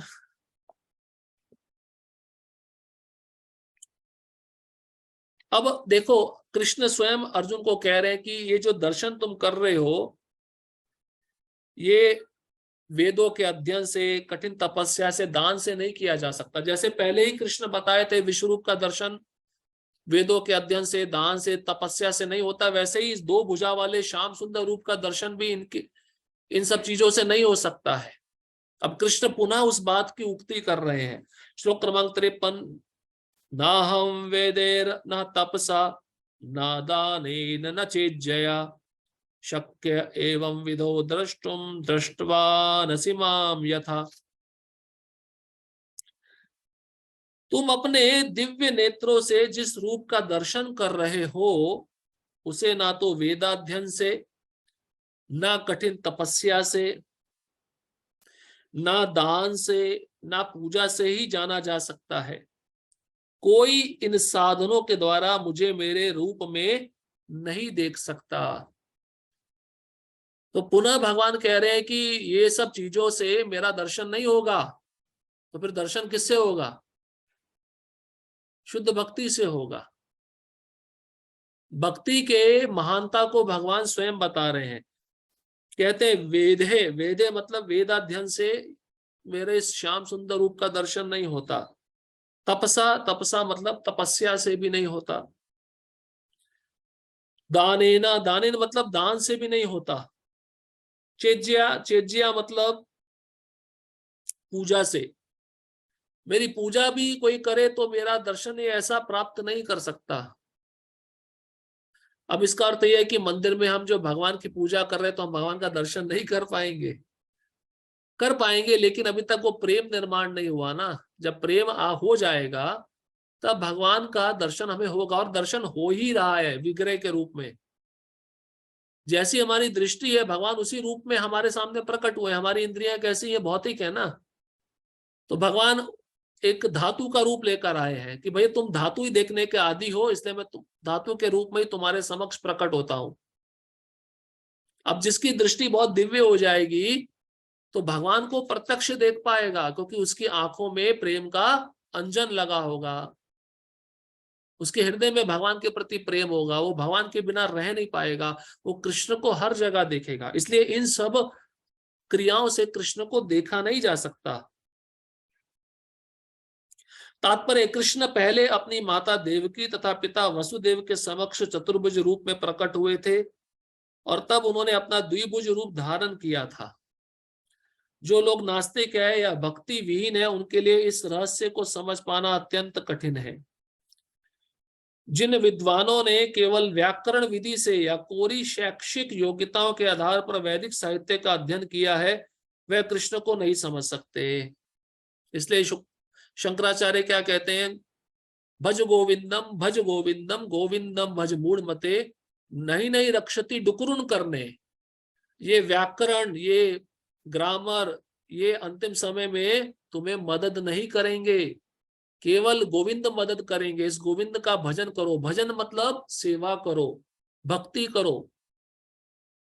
इसलिए प्रभुपाद जी लिख रहे हैं, विद्वान लोग व्याकरण की विधि से संस्कृत पंडित बन जाते हैं और शैक्षिक योग्यताओं के द्वारा बहुत बड़ी बड़ी बड़ी डिग्री लेते हैं, उसके आधार पर वैदिक साहित्य का दर्शन करते हैं। वैदिक साहित्य मतलब 4 वेद मुख्य, ऋक, यजु, साम, अथर्व, इन चारों वेदों का अध्ययन करते हैं।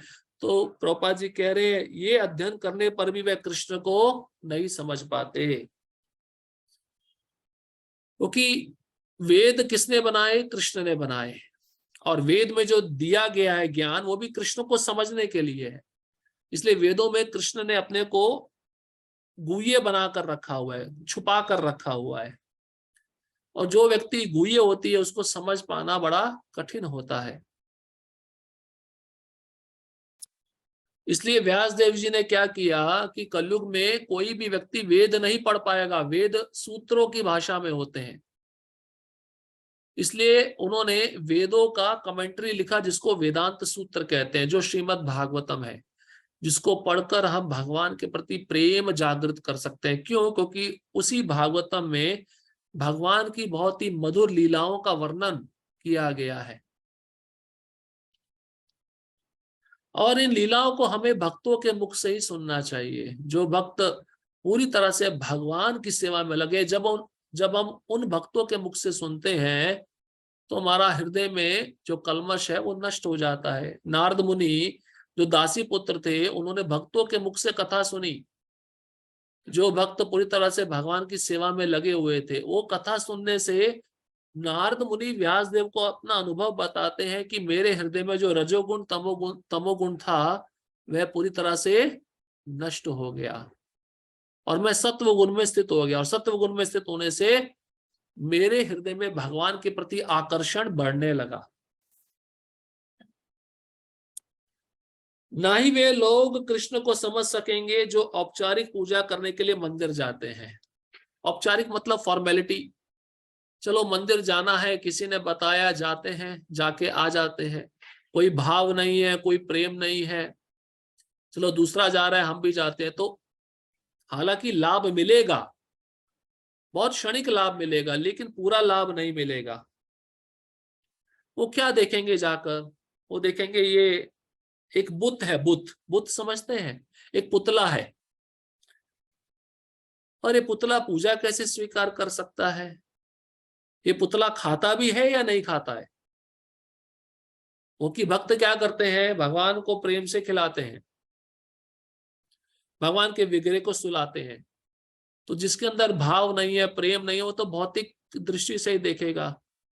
और कई लोग पूजा करने जाते हैं लेकिन औपचारिक रूप से। चलो एक हमारे कुल परंपरा का रीति रिवाज है, उसका पालन करें। चलो कई लोग तो ऐसा सोचते हैं साल में एक जन्माष्टमी आती है उसी दिन चले जाते हैं। तो इस प्रकार का दर्शन, इस प्रकार का पूजा उन लोगों को कभी भी लाभ प्रदान नहीं करेगा, क्योंकि इससे प्रेम का निर्माण नहीं होगा। वे भले ही वहां जाते रहे, वे कृष्ण के असली रूप को नहीं समझ सकेंगे। कृष्ण को तो केवल भक्ति मार्ग से समझा जा सकता है, जैसा कि कृष्ण ने स्वयं अगले श्लोक में बताया है। अब भगवान ने पहले बताया कि मेरे को कैसे समझा नहीं जाता है, ना वेद के अध्ययन से, ना दान से, ना तपस्या से, तो फिर समझा कैसे जाता है? कुछ ना कुछ तो विधि होगी ना समझने की। अब वो विधि भगवान अगले श्लोक में बता रहे हैं, जो भक्ति है। श्लोक क्रमांक 54, भक्त्या त्वनन्या शक्या अहम एवं विधो अर्जुन ज्ञातुम द्रष्टुम च तत्वेन प्रवेष्टुम च परन्तप। अब देखिए बहुत सुंदर रूप में ये जो श्लोक है, इसमें एक शब्द आया है अनन्या। अनन्या मतलब सकाम कर्म तथा ज्ञान से रहित। रूप गोस्वामी भी शुद्ध भक्ति की परिभाषा क्या बताए है? रूप भक्ति रसामृत सिंधु में, अन्याभिलाषिता शून्यम ज्ञान कर्मादि अनावृतम आनुकूल्येन कृष्णानुशीलनम भक्तिर उत्तमा। उसी अनन्य भक्ति का वर्णन भगवान पुनः कर रहे हैं। पहले भी हमने शब्द सुना ना, अनन्य, और पहला शब्द क्या है श्लोक का? भक्त्या। भक्त्या मतलब भक्ति से। कैसी भक्ति? अनन्य भक्ति। अनन्य मतलब किसी और के लिए नहीं, केवल मेरे लिए। अब आप सोचो, चलो नहीं, थोड़ा बहुत टाइम गणेश जी को भी देना चाहिए, थोड़ा बहुत टाइम दुर्गा देवी को भी देना चाहिए, थोड़ा बहुत टाइम कृष्ण को भी देना चाहिए। ये अनन्य भक्ति नहीं कहलाई जाएगी। अनन्य मतलब एक्सक्लूसिव, इसको इंग्लिश में कहते हैं एक्सक्लूसिव, केवल कृष्ण के लिए।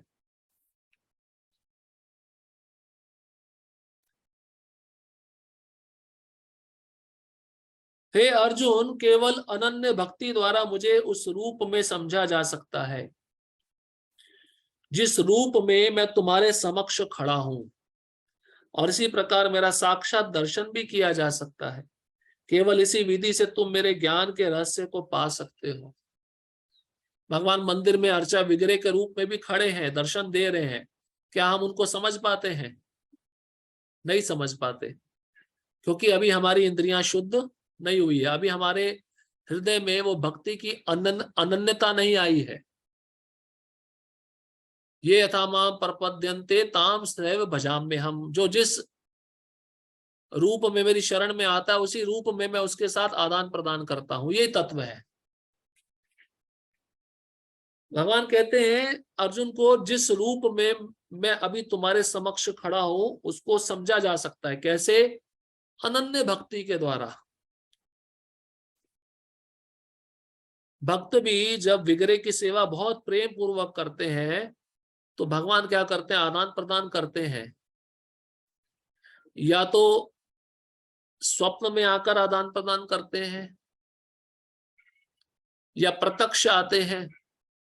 जैसे माधवेंद्र पुरी, उनकी भक्ति इतनी उत्कृष्ट थी, भगवान उनके लिए क्या लेकर आए? दूध का एक प्याला लेकर आए, दूध का लोटा लेकर आए, पहले उनको दिया। बाद में उनके स्वप्न में आकर बोले कि मुझे बहुत गर्मी लग रही है, मुझे निकालो और मेरा यमुना के शीतल जल से स्नान कराओ और अनेक प्रकार का इत्र से मेरा मालिश करो। ये भगवान स्वयं आदेश दे रहे स्वप्न में माधवेंद्र पुरी को, ये सब करो। अब उन्होंने ये सब भी कर दिया।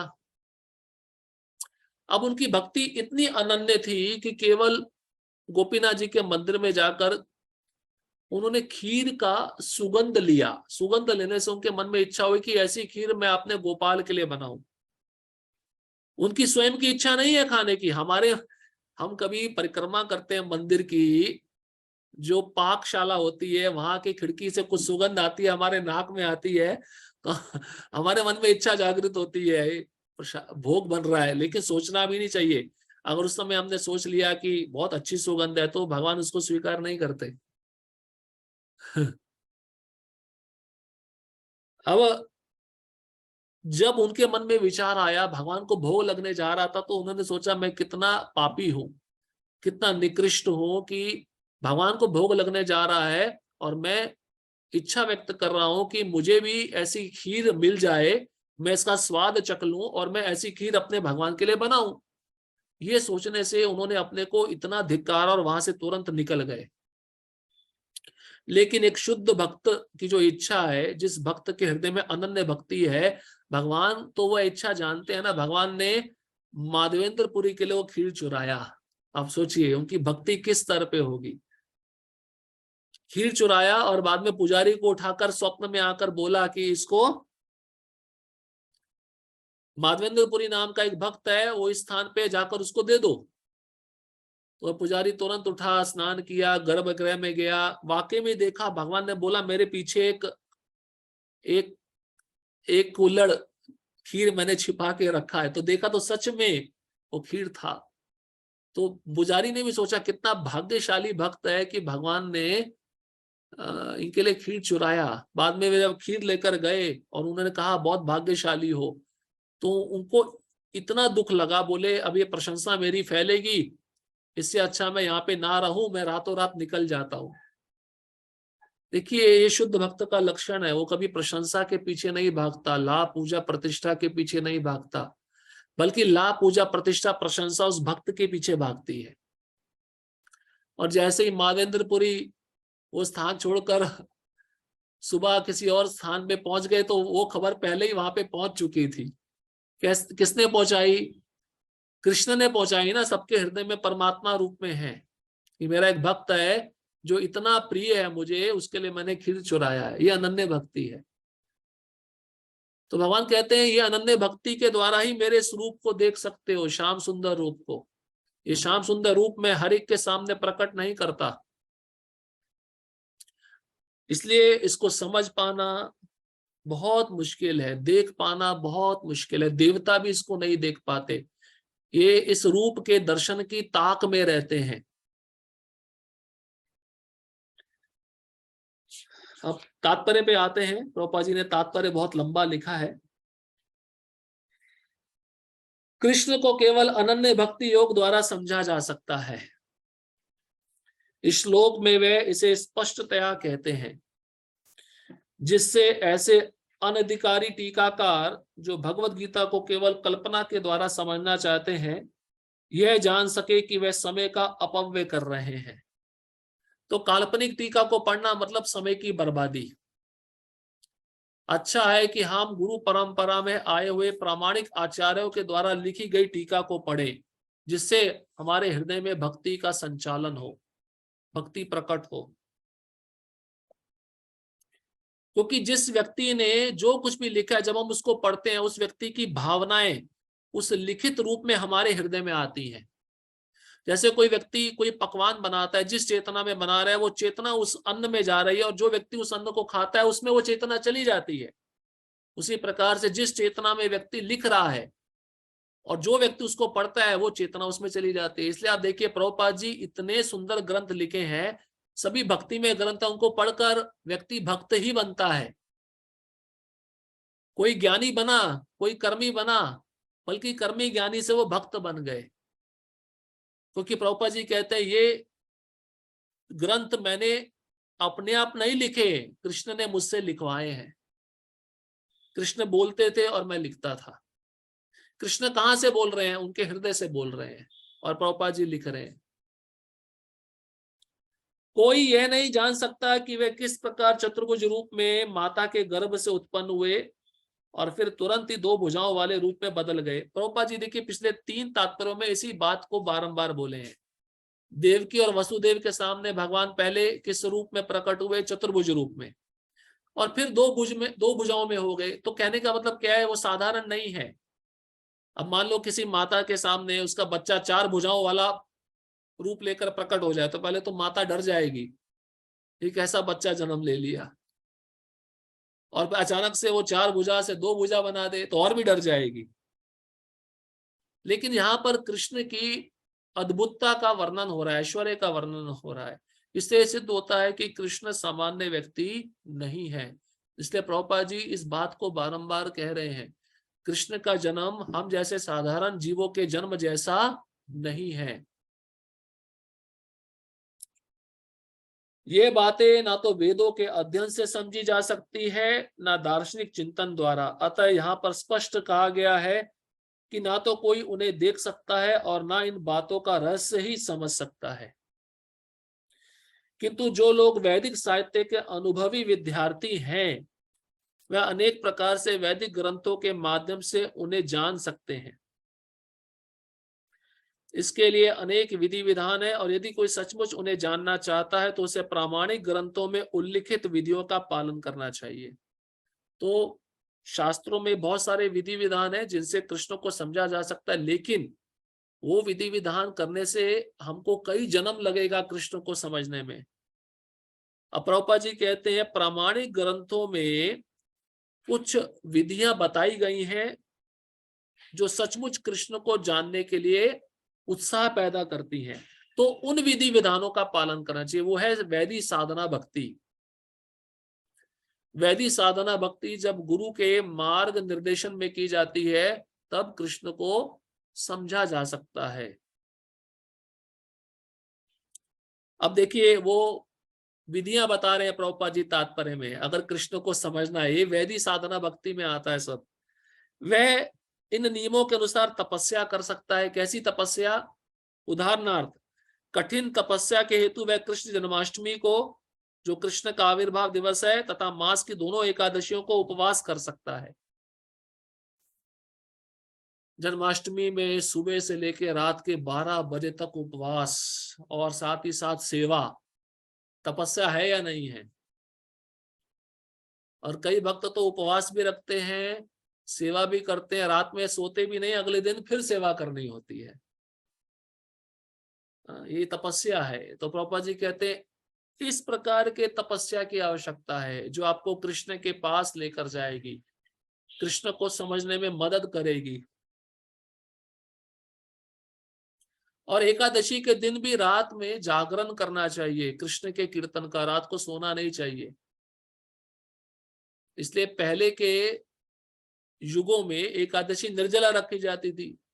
अब पेट में कुछ गया नहीं है तो रात भर नींद नहीं आएगी, इसलिए जागकर कीर्तन करो, जप करो। लेकिन अभी क्या होता है, एकादशी का जो रीति रिवाज है पूरा बदल गया। अब एकादशी के दिन भी फीस्ट खाई जाती है, फीस्ट।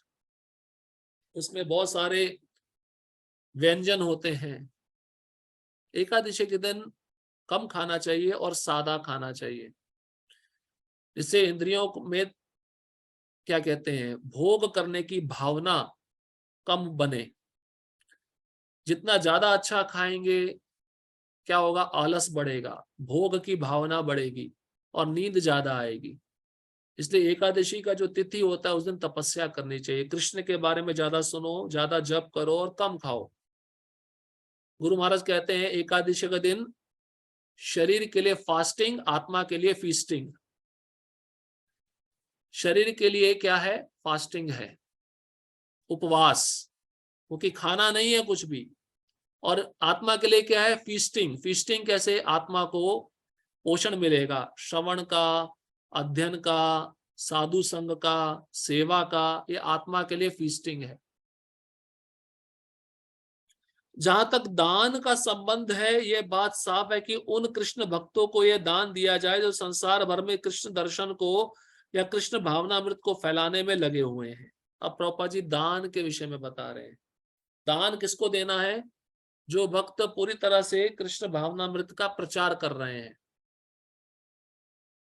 उन भक्तों को आवश्यकता है कि ग्रंथ छपाई के लिए लक्ष्मी चाहिए तो लक्ष्मी गृहस्थों को देना चाहिए। उन भक्तों को वितरण करने के लिए कोई गाड़ी या वाहन नहीं है तो गृहस्थ भक्तों का कर्तव्य है कि कोई गाड़ी या वाहन उपलब्ध कराया जाए जिससे वह भक्त ग्रंथों का वितरण कर सके। इस प्रकार से भी दान दिया जाता है। जैसे कोई भक्त यात्रा में नहीं जा पा रहा है, आर्थिक स्थिति उसकी ठीक नहीं है, तो उस भक्त को यात्रा के लिए लक्ष्मी दे सकते हैं। या उस भक्त को किसी ग्रंथ को पढ़ने की आवश्यकता है, जो ग्रंथ उसके पास नहीं है, तो वह ग्रंथ उसको खरीद कर दे सकते हैं। इस प्रकार से दान करना चाहिए। और किसको करना चाहिए, कृष्ण के भक्तों को ही करना चाहिए, उसके अतिरिक्त हमें किसी और को दान नहीं देना चाहिए। कृष्ण भावनामृत मानवता के लिए वरदान है। वरदान है या नहीं है? अगर आप अभी कृष्ण भक्ति में नहीं होते तो कहाँ होते, संसार के आनंद में पड़े होते। आनंद तो नहीं कह सकते, ये विष्ठा का आनंद है जिसमें कीड़ा हमेशा आनंद लेता रहता है। उस मल के कीड़े में भी मल में रहकर छोड़ने की इच्छा नहीं होती। उसी प्रकार से संसार का जो आनंद है मल के समान है। रूप गोस्वामी ने भगवान चैतन्य की प्रशंसा परम दानवीर के रूप में की है। कौन सा श्लोक है? नमो महावदन्याय कृष्ण प्रेम प्रदायते कृष्णाय कृष्ण चैतन्य नामिने गौरत्विषे नमः। रूप गोस्वामी ये श्लोक लिखे, उन्होंने चैतन्य महाप्रभु को महावदन्याय अवतार कहा है। क्यों? क्योंकि कृष्ण जो चैतन्य महाप्रभु के रूप में आए, उन्होंने बिना भेदभाव के, बिना ऊंच नीच के सबको क्या प्रदान किया? कृष्ण प्रेम प्रदान किया, हरिनाम प्रदान किया। इसलिए रूप गोस्वामी कहते हैं चैतन्य महाप्रभु सबसे बड़े दानवीर हैं। जीव जागो गौरा चांद बोले, कतो निद्रा जाओ माया पिशा चीर को दे। एनेशी औषधि माया नशी बारो लागी, लो तुम्ही महामंत्र लो तुम्ही मांगी। वह कहते हैं कि ये महामंत्र मैं गोलोक से लेके आया हूं। आप इसको ग्रहण करो, क्यों माया की गोद में सोए हुए हो। इस महामंत्र को लेकर तुम माया की गोद से जाग जाओ और अपने संबंध को कृष्ण के साथ पुनः स्थापित करो और भगवान के धाम वापस चले जाओ। क्योंकि उन्होंने कृष्ण प्रेम का मुक्ति रीति से विस्तार किया, जिसे प्राप्त कर पाना बहुत कठिन है। कठिन है या नहीं है कृष्ण प्रेम को प्राप्त करना?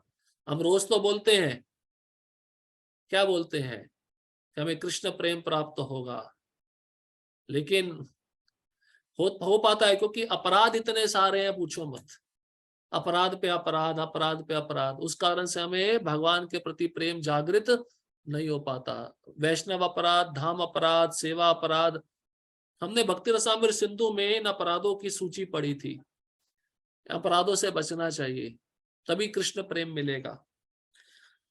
अतः यदि कोई कृष्ण भावनामृत का प्रचार करने वाले व्यक्तियों को अपना धन दान में देता है, तो कृष्ण भावनामृत का प्रचार करने के लिए दिया गया यह दान संसार का सबसे बड़ा दान है। और यदि कोई मंदिर में जाकर विधि पूर्वक पूजा करता है, भारत के मंदिरों में सदा कोई ना कोई मूर्ति, सामान्यतः विष्णु या कृष्ण की मूर्ति रहती है, तो यह भगवान की पूजा करके तथा उन्हें सम्मान प्रदान करके उन्नति करने का अवसर होता है। तो सबसे बड़ा दान क्या है? जो दान कृष्ण के लिए दिया जाता है, कृष्ण की सेवा के लिए दिया जाता है, वो सबसे बड़ा दान है। उससे बड़ा कोई दान इस संसार में नहीं। आप ऐसा मत सोचना समाज कार्य किया, भूखे को अन्न खिला दिया और जिसके पास वस्त्र नहीं है उसको वस्त्र दे दिया, वो दान है। वो दान नहीं कहलाता। वो दान क्षणिक है। आज तो आपने उसका पेट भर दिया, लेकिन कल आप भर पाओगे? परम पिता तो कृष्ण है, सबका पेट तो वही भर रहे हैं, अन्न तो वही प्रदान कर रहे हैं। इसलिए सबसे बड़ा दान कौन सा दान है? जब वह दान कृष्ण के लिए दिया जाता है, कृष्ण के मंदिर के निर्माण के लिए दिया जाता है। और सबसे बड़ी पूजा क्या है? प्रभुपाद जी कहते हैं भारत में जितने मंदिर हैं वहां पर कृष्ण या विष्णु की मूर्ति रहती है, तो उन मंदिरों में जाकर विग्रह को सम्मान प्रदान करना, उनकी पूजा करना, ये उन्नति करने का बहुत बड़ा अवसर है। कौन सी उन्नति? भक्ति में उन्नति करने का अवसर है। आप मंदिर में गए और आपने करताल बजाया कीर्तन में, तो ये भक्ति शुरुआत हो गई है, भक्ति प्रारंभ हो गई। अब आप अगले दिन जाओगे, कुछ ना कुछ सेवा करोगे, तो भक्ति में उन्नति का अवसर आपको बारंबार मिल रहा है। और सब भक्ति में क्रिया का जो अकाउंट है वो बढ़ता जा रहा है। चलो कुछ सेवा भी ना करो, प्रसाद खा लो, वो भी भक्ति है। लेकिन हर समय वो नहीं खाते रहना चाहिए, सही चेतना में ग्रहण करना चाहिए।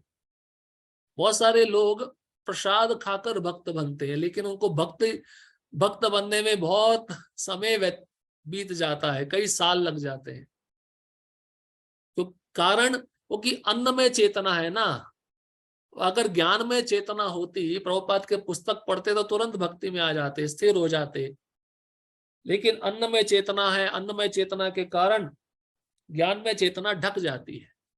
और ढकने से क्या होता है?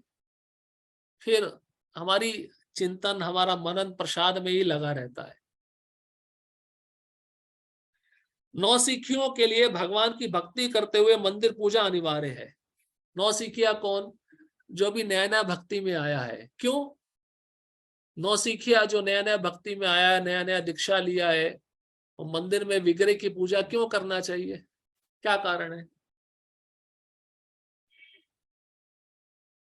यही कारण है कि उसका मन स्थिर नहीं है। जब वो भगवान की पूजा करेगा, भगवान के रूप को बार बार देखेगा, तो उसका मन स्थिर होना शुरू हो जाएगा। इसलिए उसको सेवाओं में लगाया जाता है। कौन सी सेवाओं में? मंदिर साफ करो, भगवान के बर्तन साफ करो, भगवान की पूजा करो। ये सब सेवाएं, सेवा करने से जब शरीर लगता है, स्थूल शरीर लगता है सेवाओं में, तो साथ ही साथ हमारा सूक्ष्म शरीर भी लगेगा। कोई भी सेवा करने जाएंगे तो मन भी तो चिंतन करेगा ना, सेवा कैसे करनी है, इस सेवा को करने के पीछे क्या उद्देश्य है। तो दोनों प्रकार के शरीर लगते हैं। और मुख्य रूप से नौसिखिया, जिसका मन चंचल होता है, जो नया नया भक्ति में आया होता है, उसको तो सेवा बहुत जरूरी है। वो नौसिखिया भक्त को अपने को हरदास ठाकुर नहीं समझना चाहिए कि मैं खाली जप करूंगा, सेवा नहीं करूंगा। उसका वो स्थिति नहीं है। अगर वो ऐसा सोचेगा तो ज्यादा समय भक्ति में नहीं टिक पाएगा, कुछ समय छोड़कर वो चला जाएगा। इसलिए आप देखिए, शुरुआत में जब भक्त गुरु के आदेश का पालन करते हैं, अपने वरिष्ठ अधिकारियों के आदेश का पालन करते हैं, और पालन करते करते आज्ञा का उनका मन स्थिर होता जाता। मन स्थिर होने पर फिर वह भगवान के प्रचार में लगते हैं, तब उनको बाहर भेजा जाता है। इसलिए नौसिखिया जो भक्त होता है उसको तुरंत प्रचार के लिए नहीं भेजना चाहिए। उसको पहले भगवान के विग्रह की आराधना, भगवान के मंदिर का मार्जन इसमें लगाना चाहिए, जिससे उसका मन स्थिर हो, और स्थिर मन हो जाए तब वह प्रचार कार्य आगे कर सकता है। ऐसा कोई नौसिखिया भक्त नया नया मंदिर में आया है और उसको सीधा आपने प्रचार के लिए भेज दिया, उसने प्रभुपाद का कोई पुस्तक नहीं पढ़ा, क्या होगा? और किसी ने पुस्तक लिया, उसने प्रश्न पूछ लिया, तो ये भक्त क्या उत्तर देगा? ये उत्तर तो नहीं देगा, इधर उधर देखता रहेगा, क्योंकि मन चंचल है और बाहर इतने सारे विषय हैं, मन उस पर ध्यान लगाता रहेगा। इस कारण से मन और विचलित होता रहेगा। इसलिए नौसिखियों के लिए प्रभुपाद जी कहते हैं मंदिर पूजा अनिवार्य है। उनको कम से कम एक ऑफरिंग या 2 ऑफरिंग भगवान का भोग लगाना, आरती करना ही चाहिए। इससे क्या होता है, भगवान के विग्रह के नजदीक जाएंगे तो भगवान के साथ प्रेम बढ़ता है। भगवान एक व्यक्ति है, उनका सेवा हमें कैसे करना है ये भाव भी बढ़ता है। इसलिए मंदिर पूजा अनिवार्य है। हरदास ठाकुर जैसे भक्त एकांत में रहकर 3 लाख माला का जप कर सकते हैं, क्योंकि उनकी बहुत उच्च स्थिति है। लेकिन शुरुआत में इन सेवाओं की बहुत अनिवार्यता है। श्वेताश्वतर उपनिषद में 6.23 में ये बात कही गई है, यस्ते देवे परा भक्तिर यथा देवे तथा गुरु तस्य ते कथिता है अर्था प्रकाशन्ते महात्मना। बहुत ही प्रसिद्ध श्लोक है। प्रभुपाद जी इसको अपने प्रवचनों में बारंबार कहते थे।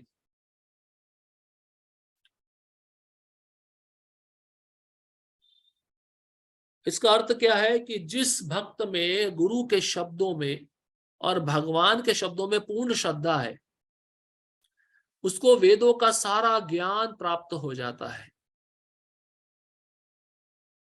उसको वेद पढ़ने नहीं पड़ते, शास्त्र पढ़ने नहीं पड़ते, उसको सारा ज्ञान मिल जाता है। कैसे?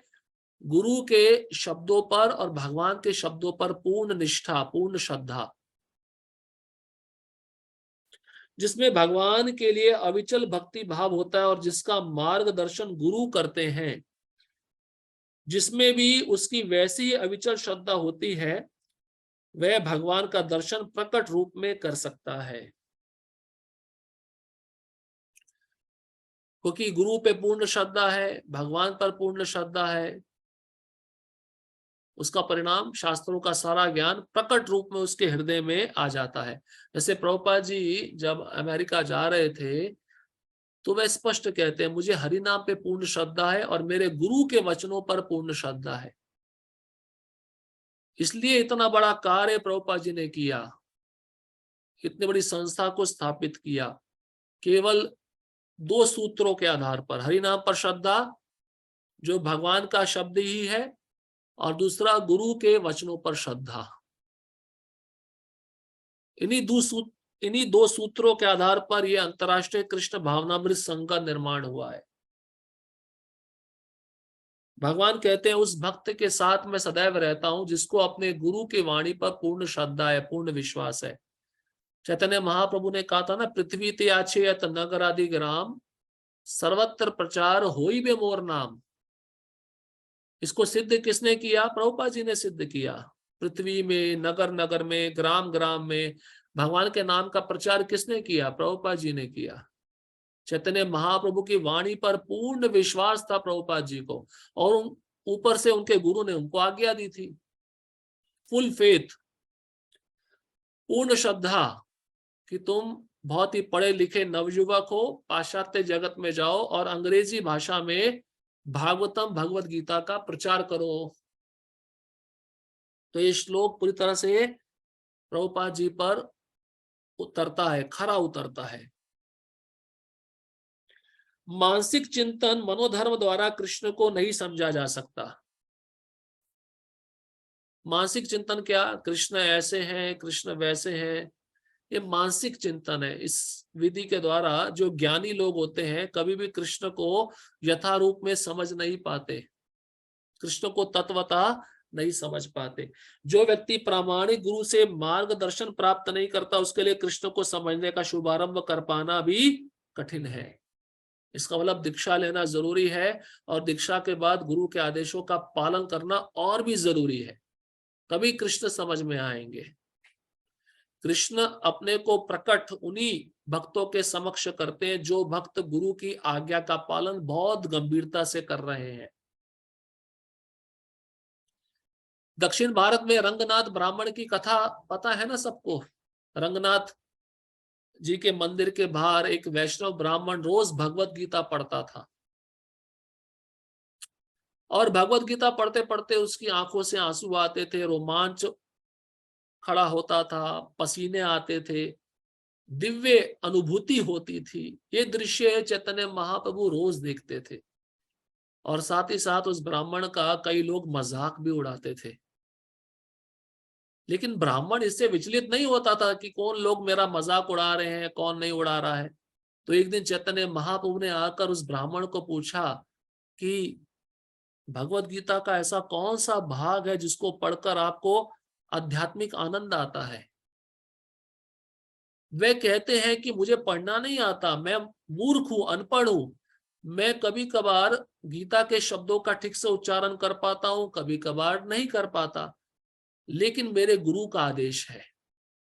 और दूसरा, जब मैं इस दृश्य को देखता हूं कि अर्जुन का रथ भगवान कृष्ण स्वयं हाँक रहे हैं, अपने हाथों में रस्सी लेकर उसको चला रहे हैं, तो ये दृश्य मेरे को आध्यात्मिक आनंद प्रदान करता है कि भगवान कितने भक्त वत्सल हैं, भगवान कितना प्रेम करते हैं अपने भक्तों से। इस दृश्य को देखकर मेरी आंखों में सदैव आंसू आते रहते हैं।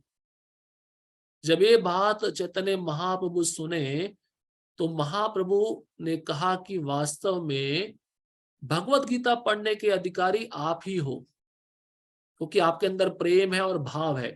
इसलिए भक्ति से इस गीता के ग्रंथ को समझा जा सकता है, ज्ञान और कर्म से नहीं समझा जा सकता।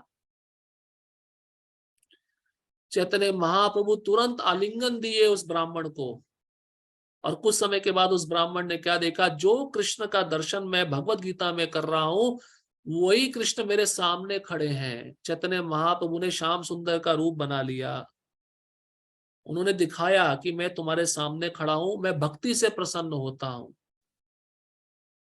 मैं भाव और भक्ति का भूखा हूं। ये क्या दर्शाता है, क्योंकि उस ब्राह्मण ने अपने गुरु का आदेश का पालन यथापूर्वक किया, जबकि उसको पढ़ना नहीं आता था। अगर आपको कोई सेवा देते हैं गुरुजन, तो वह सेवा अगर आपको नहीं भी करनी आती फिर भी आप प्रयत्न कर रहे हो, तब भी भगवान आपसे प्रसन्न हो जाएंगे। भगवान आपका प्रयत्न देखेंगे, आपका सफलता असफलता नहीं देखेंगे।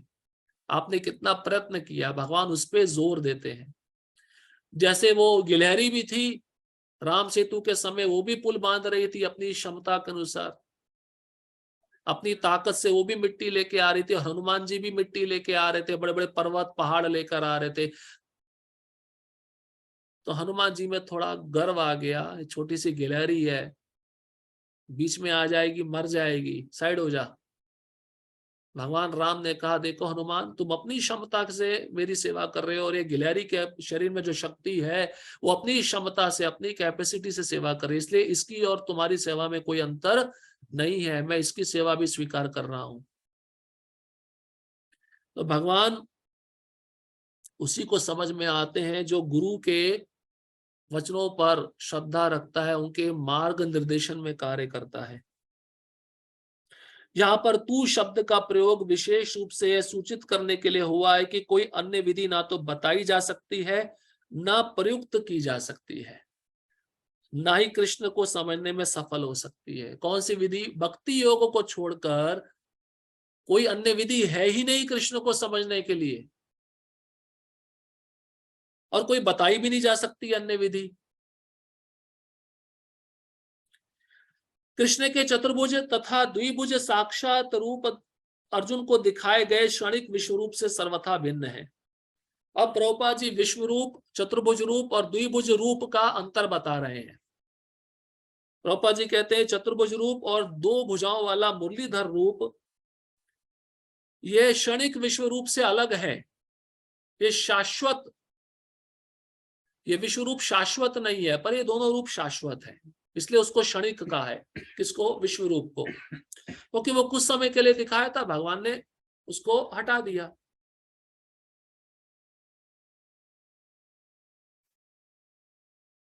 नारायण का चतुर्भुज रूप तथा कृष्ण का द्विभुज रूप दोनों ही शाश्वत तथा दिव्य है। क्योंकि नारायण का रूप कहाँ रहता है? वैकुंठ में रहता है। और कृष्ण का रूप कहाँ रहता है? दो भुजाओं वाला, वो गोलोक वृंदावन में रहता है। दोनों शाश्वत है, दिव्य है।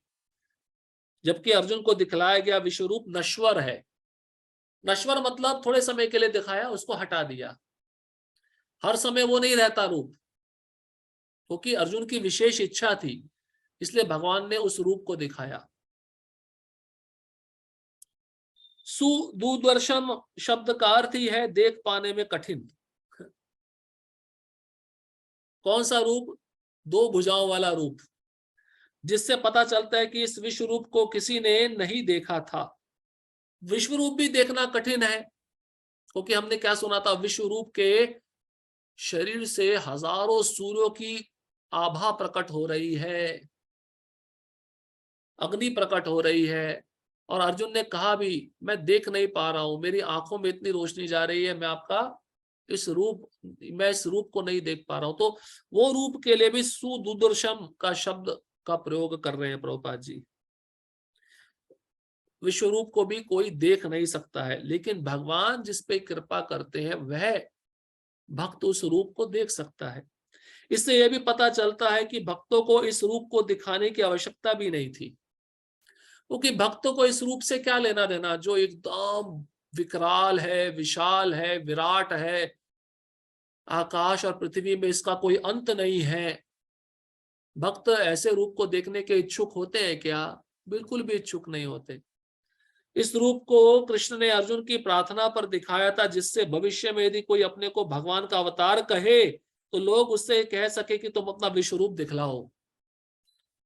भगवान ने विश्व रूप क्यों दिखाया?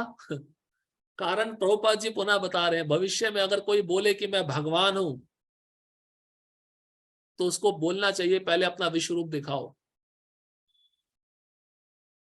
आजकल बहुत सारे धूर्त लोग हैं भी जो अपने को भगवान घोषित करते हैं।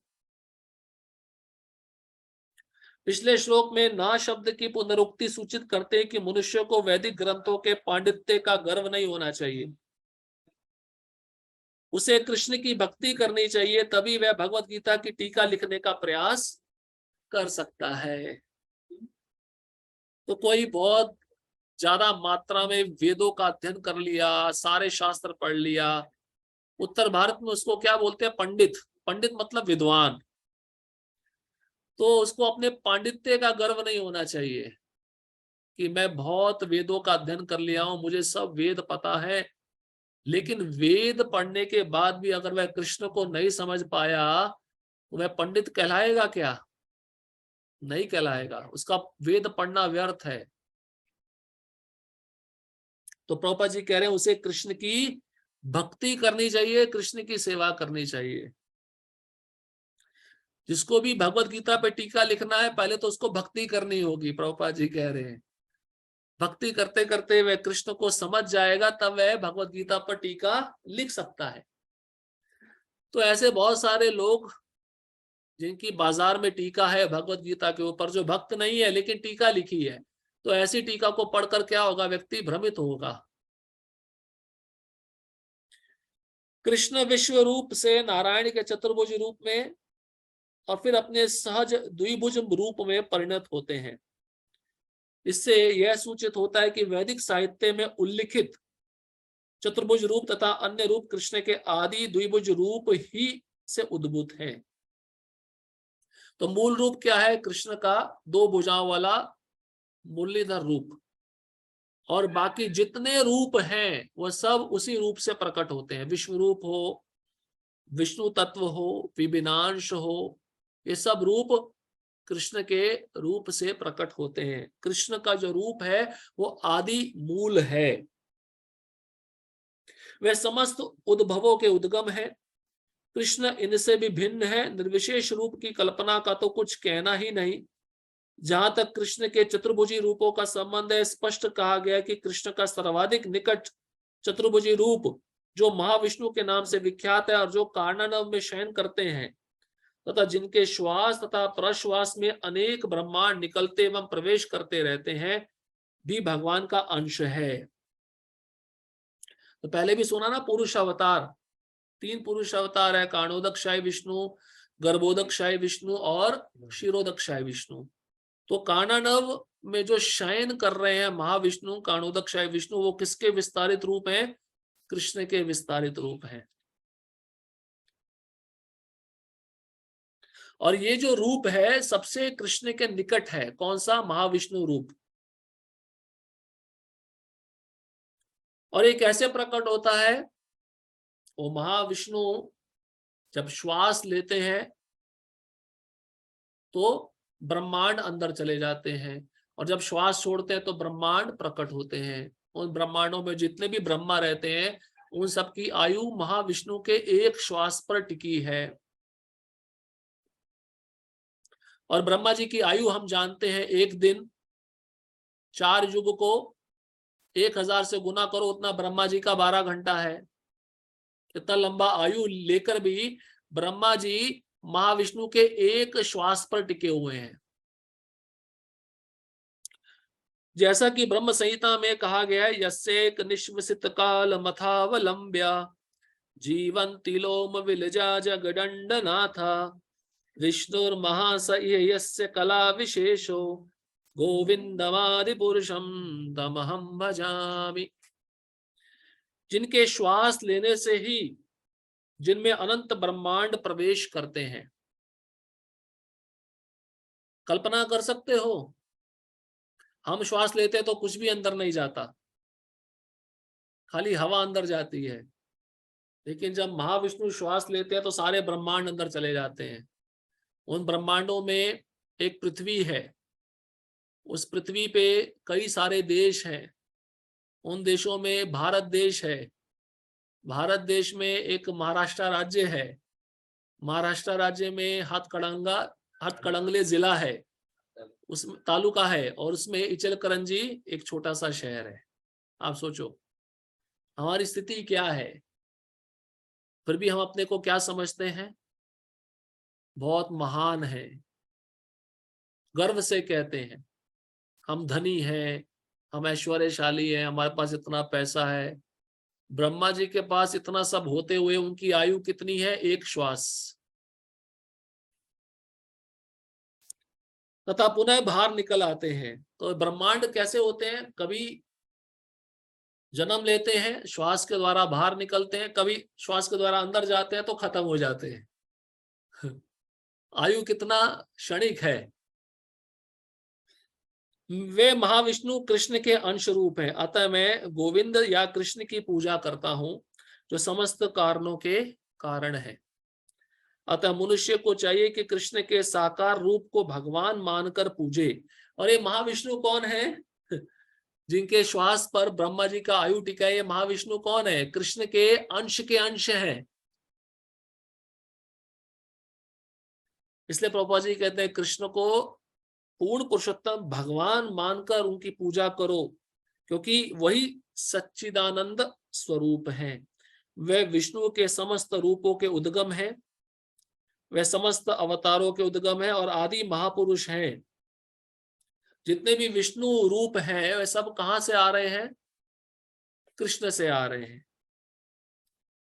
जितने भी अवतार हैं वे सब कहां से आ रहे हैं? कृष्ण से आ रहे हैं। इसलिए उनको आदि महापुरुष कहते हैं। जैसा कि भगवत गीता से पुष्ट होता है, गोपाल तापनी उपनिषद में 1.1 निम्नलिखित कथन आया है, सच्चिदानंद रूपाय कृष्णाय क्लिष्ट कारिणे नमो वेदांत वेद्याय गुरुवे बुद्धि साक्षिणे। मैं कृष्ण को प्रणाम करता हूं जो सच्चिदानंद स्वरूप है, मैं उनको नमस्कार करता हूं, क्योंकि उनको जान लेने का अर्थ है वेदों को जान लेना। इसलिए भक्तों को वेद पढ़ने का आवश्यकता नहीं है। जो कृष्ण की सेवा कर रहे हैं, जिन्होंने कृष्ण को समझ लिया, कृष्ण को जान लिया, उन्होंने सब कुछ जान लिया। अतः वे परम गुरु हैं। कौन? कृष्ण। कृष्णम वंदे जगत गुरु। उसी प्रकार उसी प्रकरण में कहा गया कृष्णो वै परमम दैवतम, कृष्ण भगवान है। देखिए प्रभुपाद जी प्रमाण दे रहे हैं तात्पर्य में अलग अलग शास्त्रों से कि कहां कहां कृष्ण को भगवान बतलाया गया है। गोपाल तापनी उपनिषद 1.3 एको वशी सर्वगा कृष्ण इड्या, वे कृष्ण भगवान है और पूज्य है। गोपाल तापनी उपनिषद 108 उपनिषद है, उसमें से एक उपनिषद है गोपाल तापनी। उसमें से ये श्लोक सिद्ध करते हैं कि कृष्ण पूर्ण पुरुषोत्तम भगवान है और वही पूज्य है। एको अपि सन बहुधा यो अवभाति, कृष्ण एक है किंतु वे अनंत रूपों तथा अंश अवतारों के रूप में प्रकट होते हैं। एक होते हुए कृष्ण कितने रूपों में प्रकट होते हैं? अनंत रूपों में, अनेक रूपों में। गोपाल तापनी उपनिषद 1.21 ब्रह्म संहिता 5.1 में का कथन है ईश्वरा परमः कृष्ण सच्चिदानंद विग्रह अनादिर आदिर गोविंद सर्व कारण कारणम। भगवान तो कृष्ण है जो सच्चिदानंद स्वरूप है, उनका कोई आदि नहीं है, क्योंकि वह प्रत्येक वस्तु के आदि है, वह समस्त कारणों के कारण है।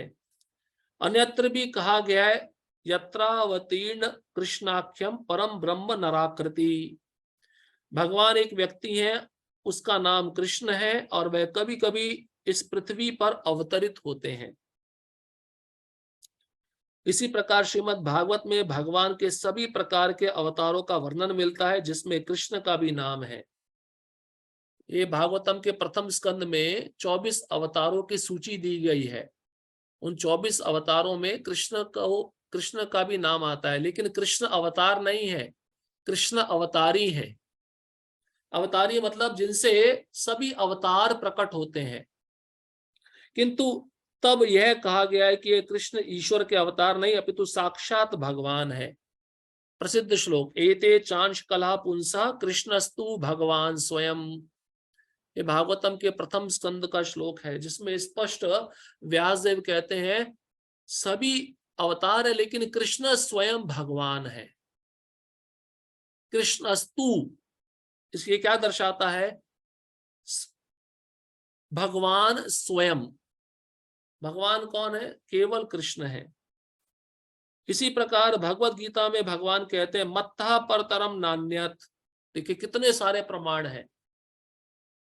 तो कोई आपको पूछे कृष्ण भगवान कैसे हैं, ये सब प्रमाण आप बता सकते हो। मुझ भगवान कृष्ण के रूप से कोई श्रेष्ठ नहीं है, ये तो स्वयं भगवान ने किसी गीता में कहा है।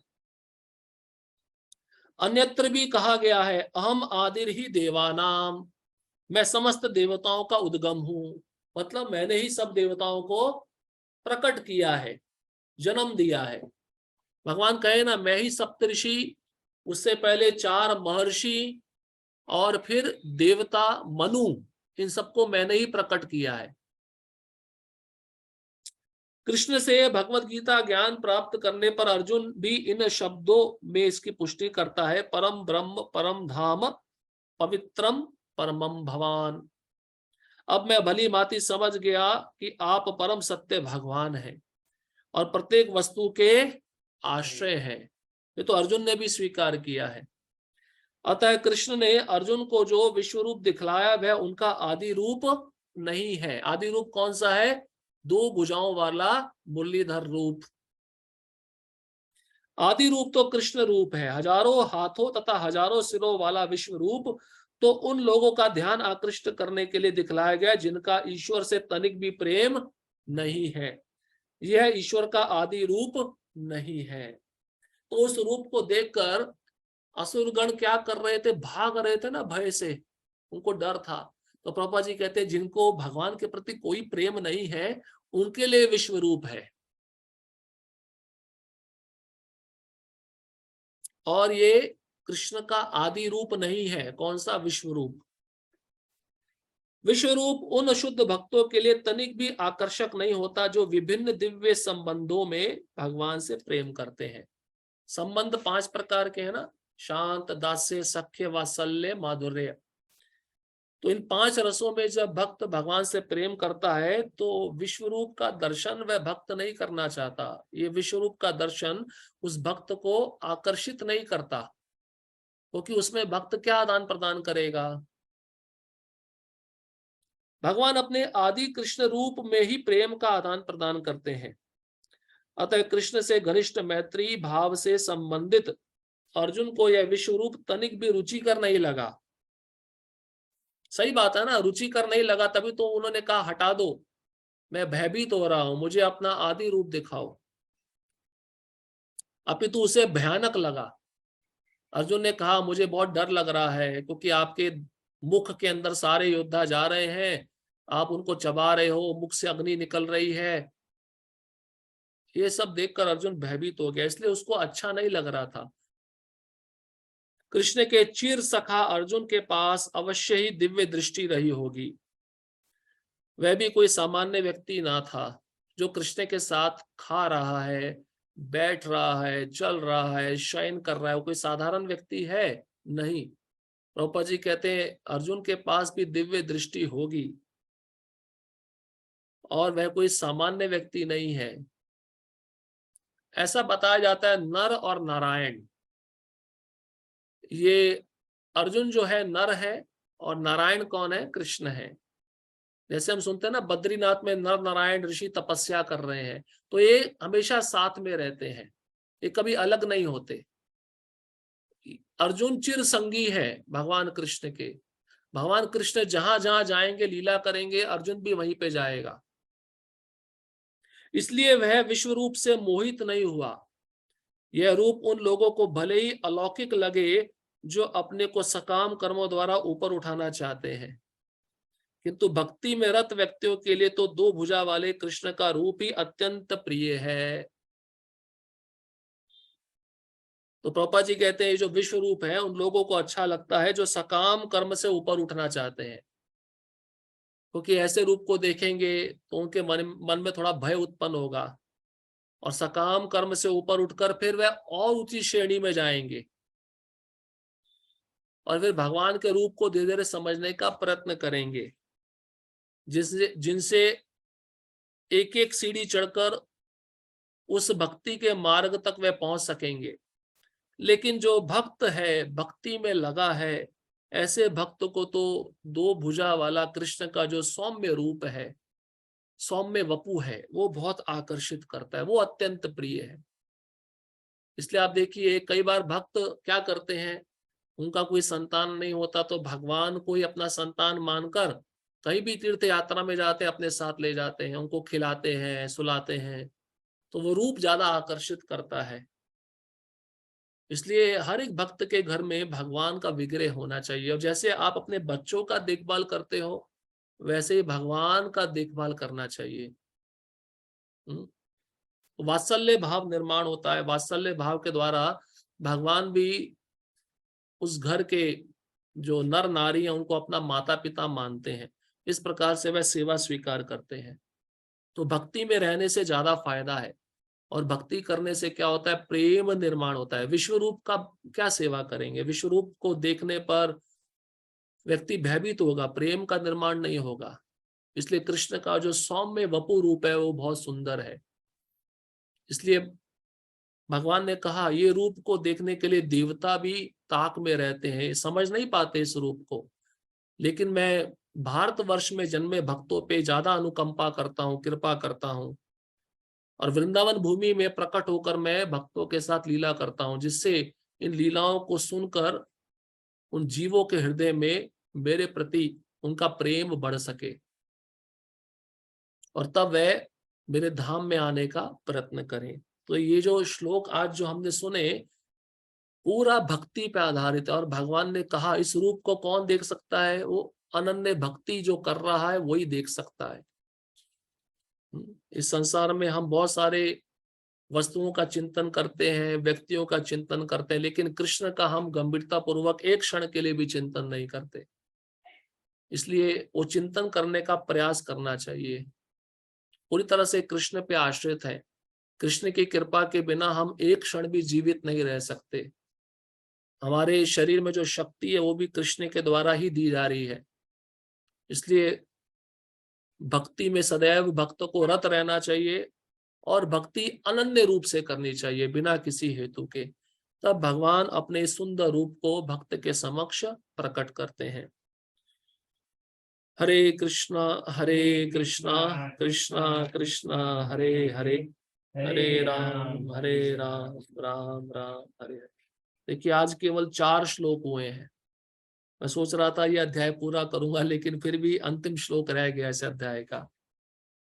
तात्पर्य प्रभुपाद जी बहुत सुंदर लिखे हैं और पूरा कृष्ण के तत्व से रसाबोर है। ये सब तात्पर्य पढ़ना चाहिए। भगवत गीता तभी हम समझ पाएंगे। किसी का कोई प्रश्न है?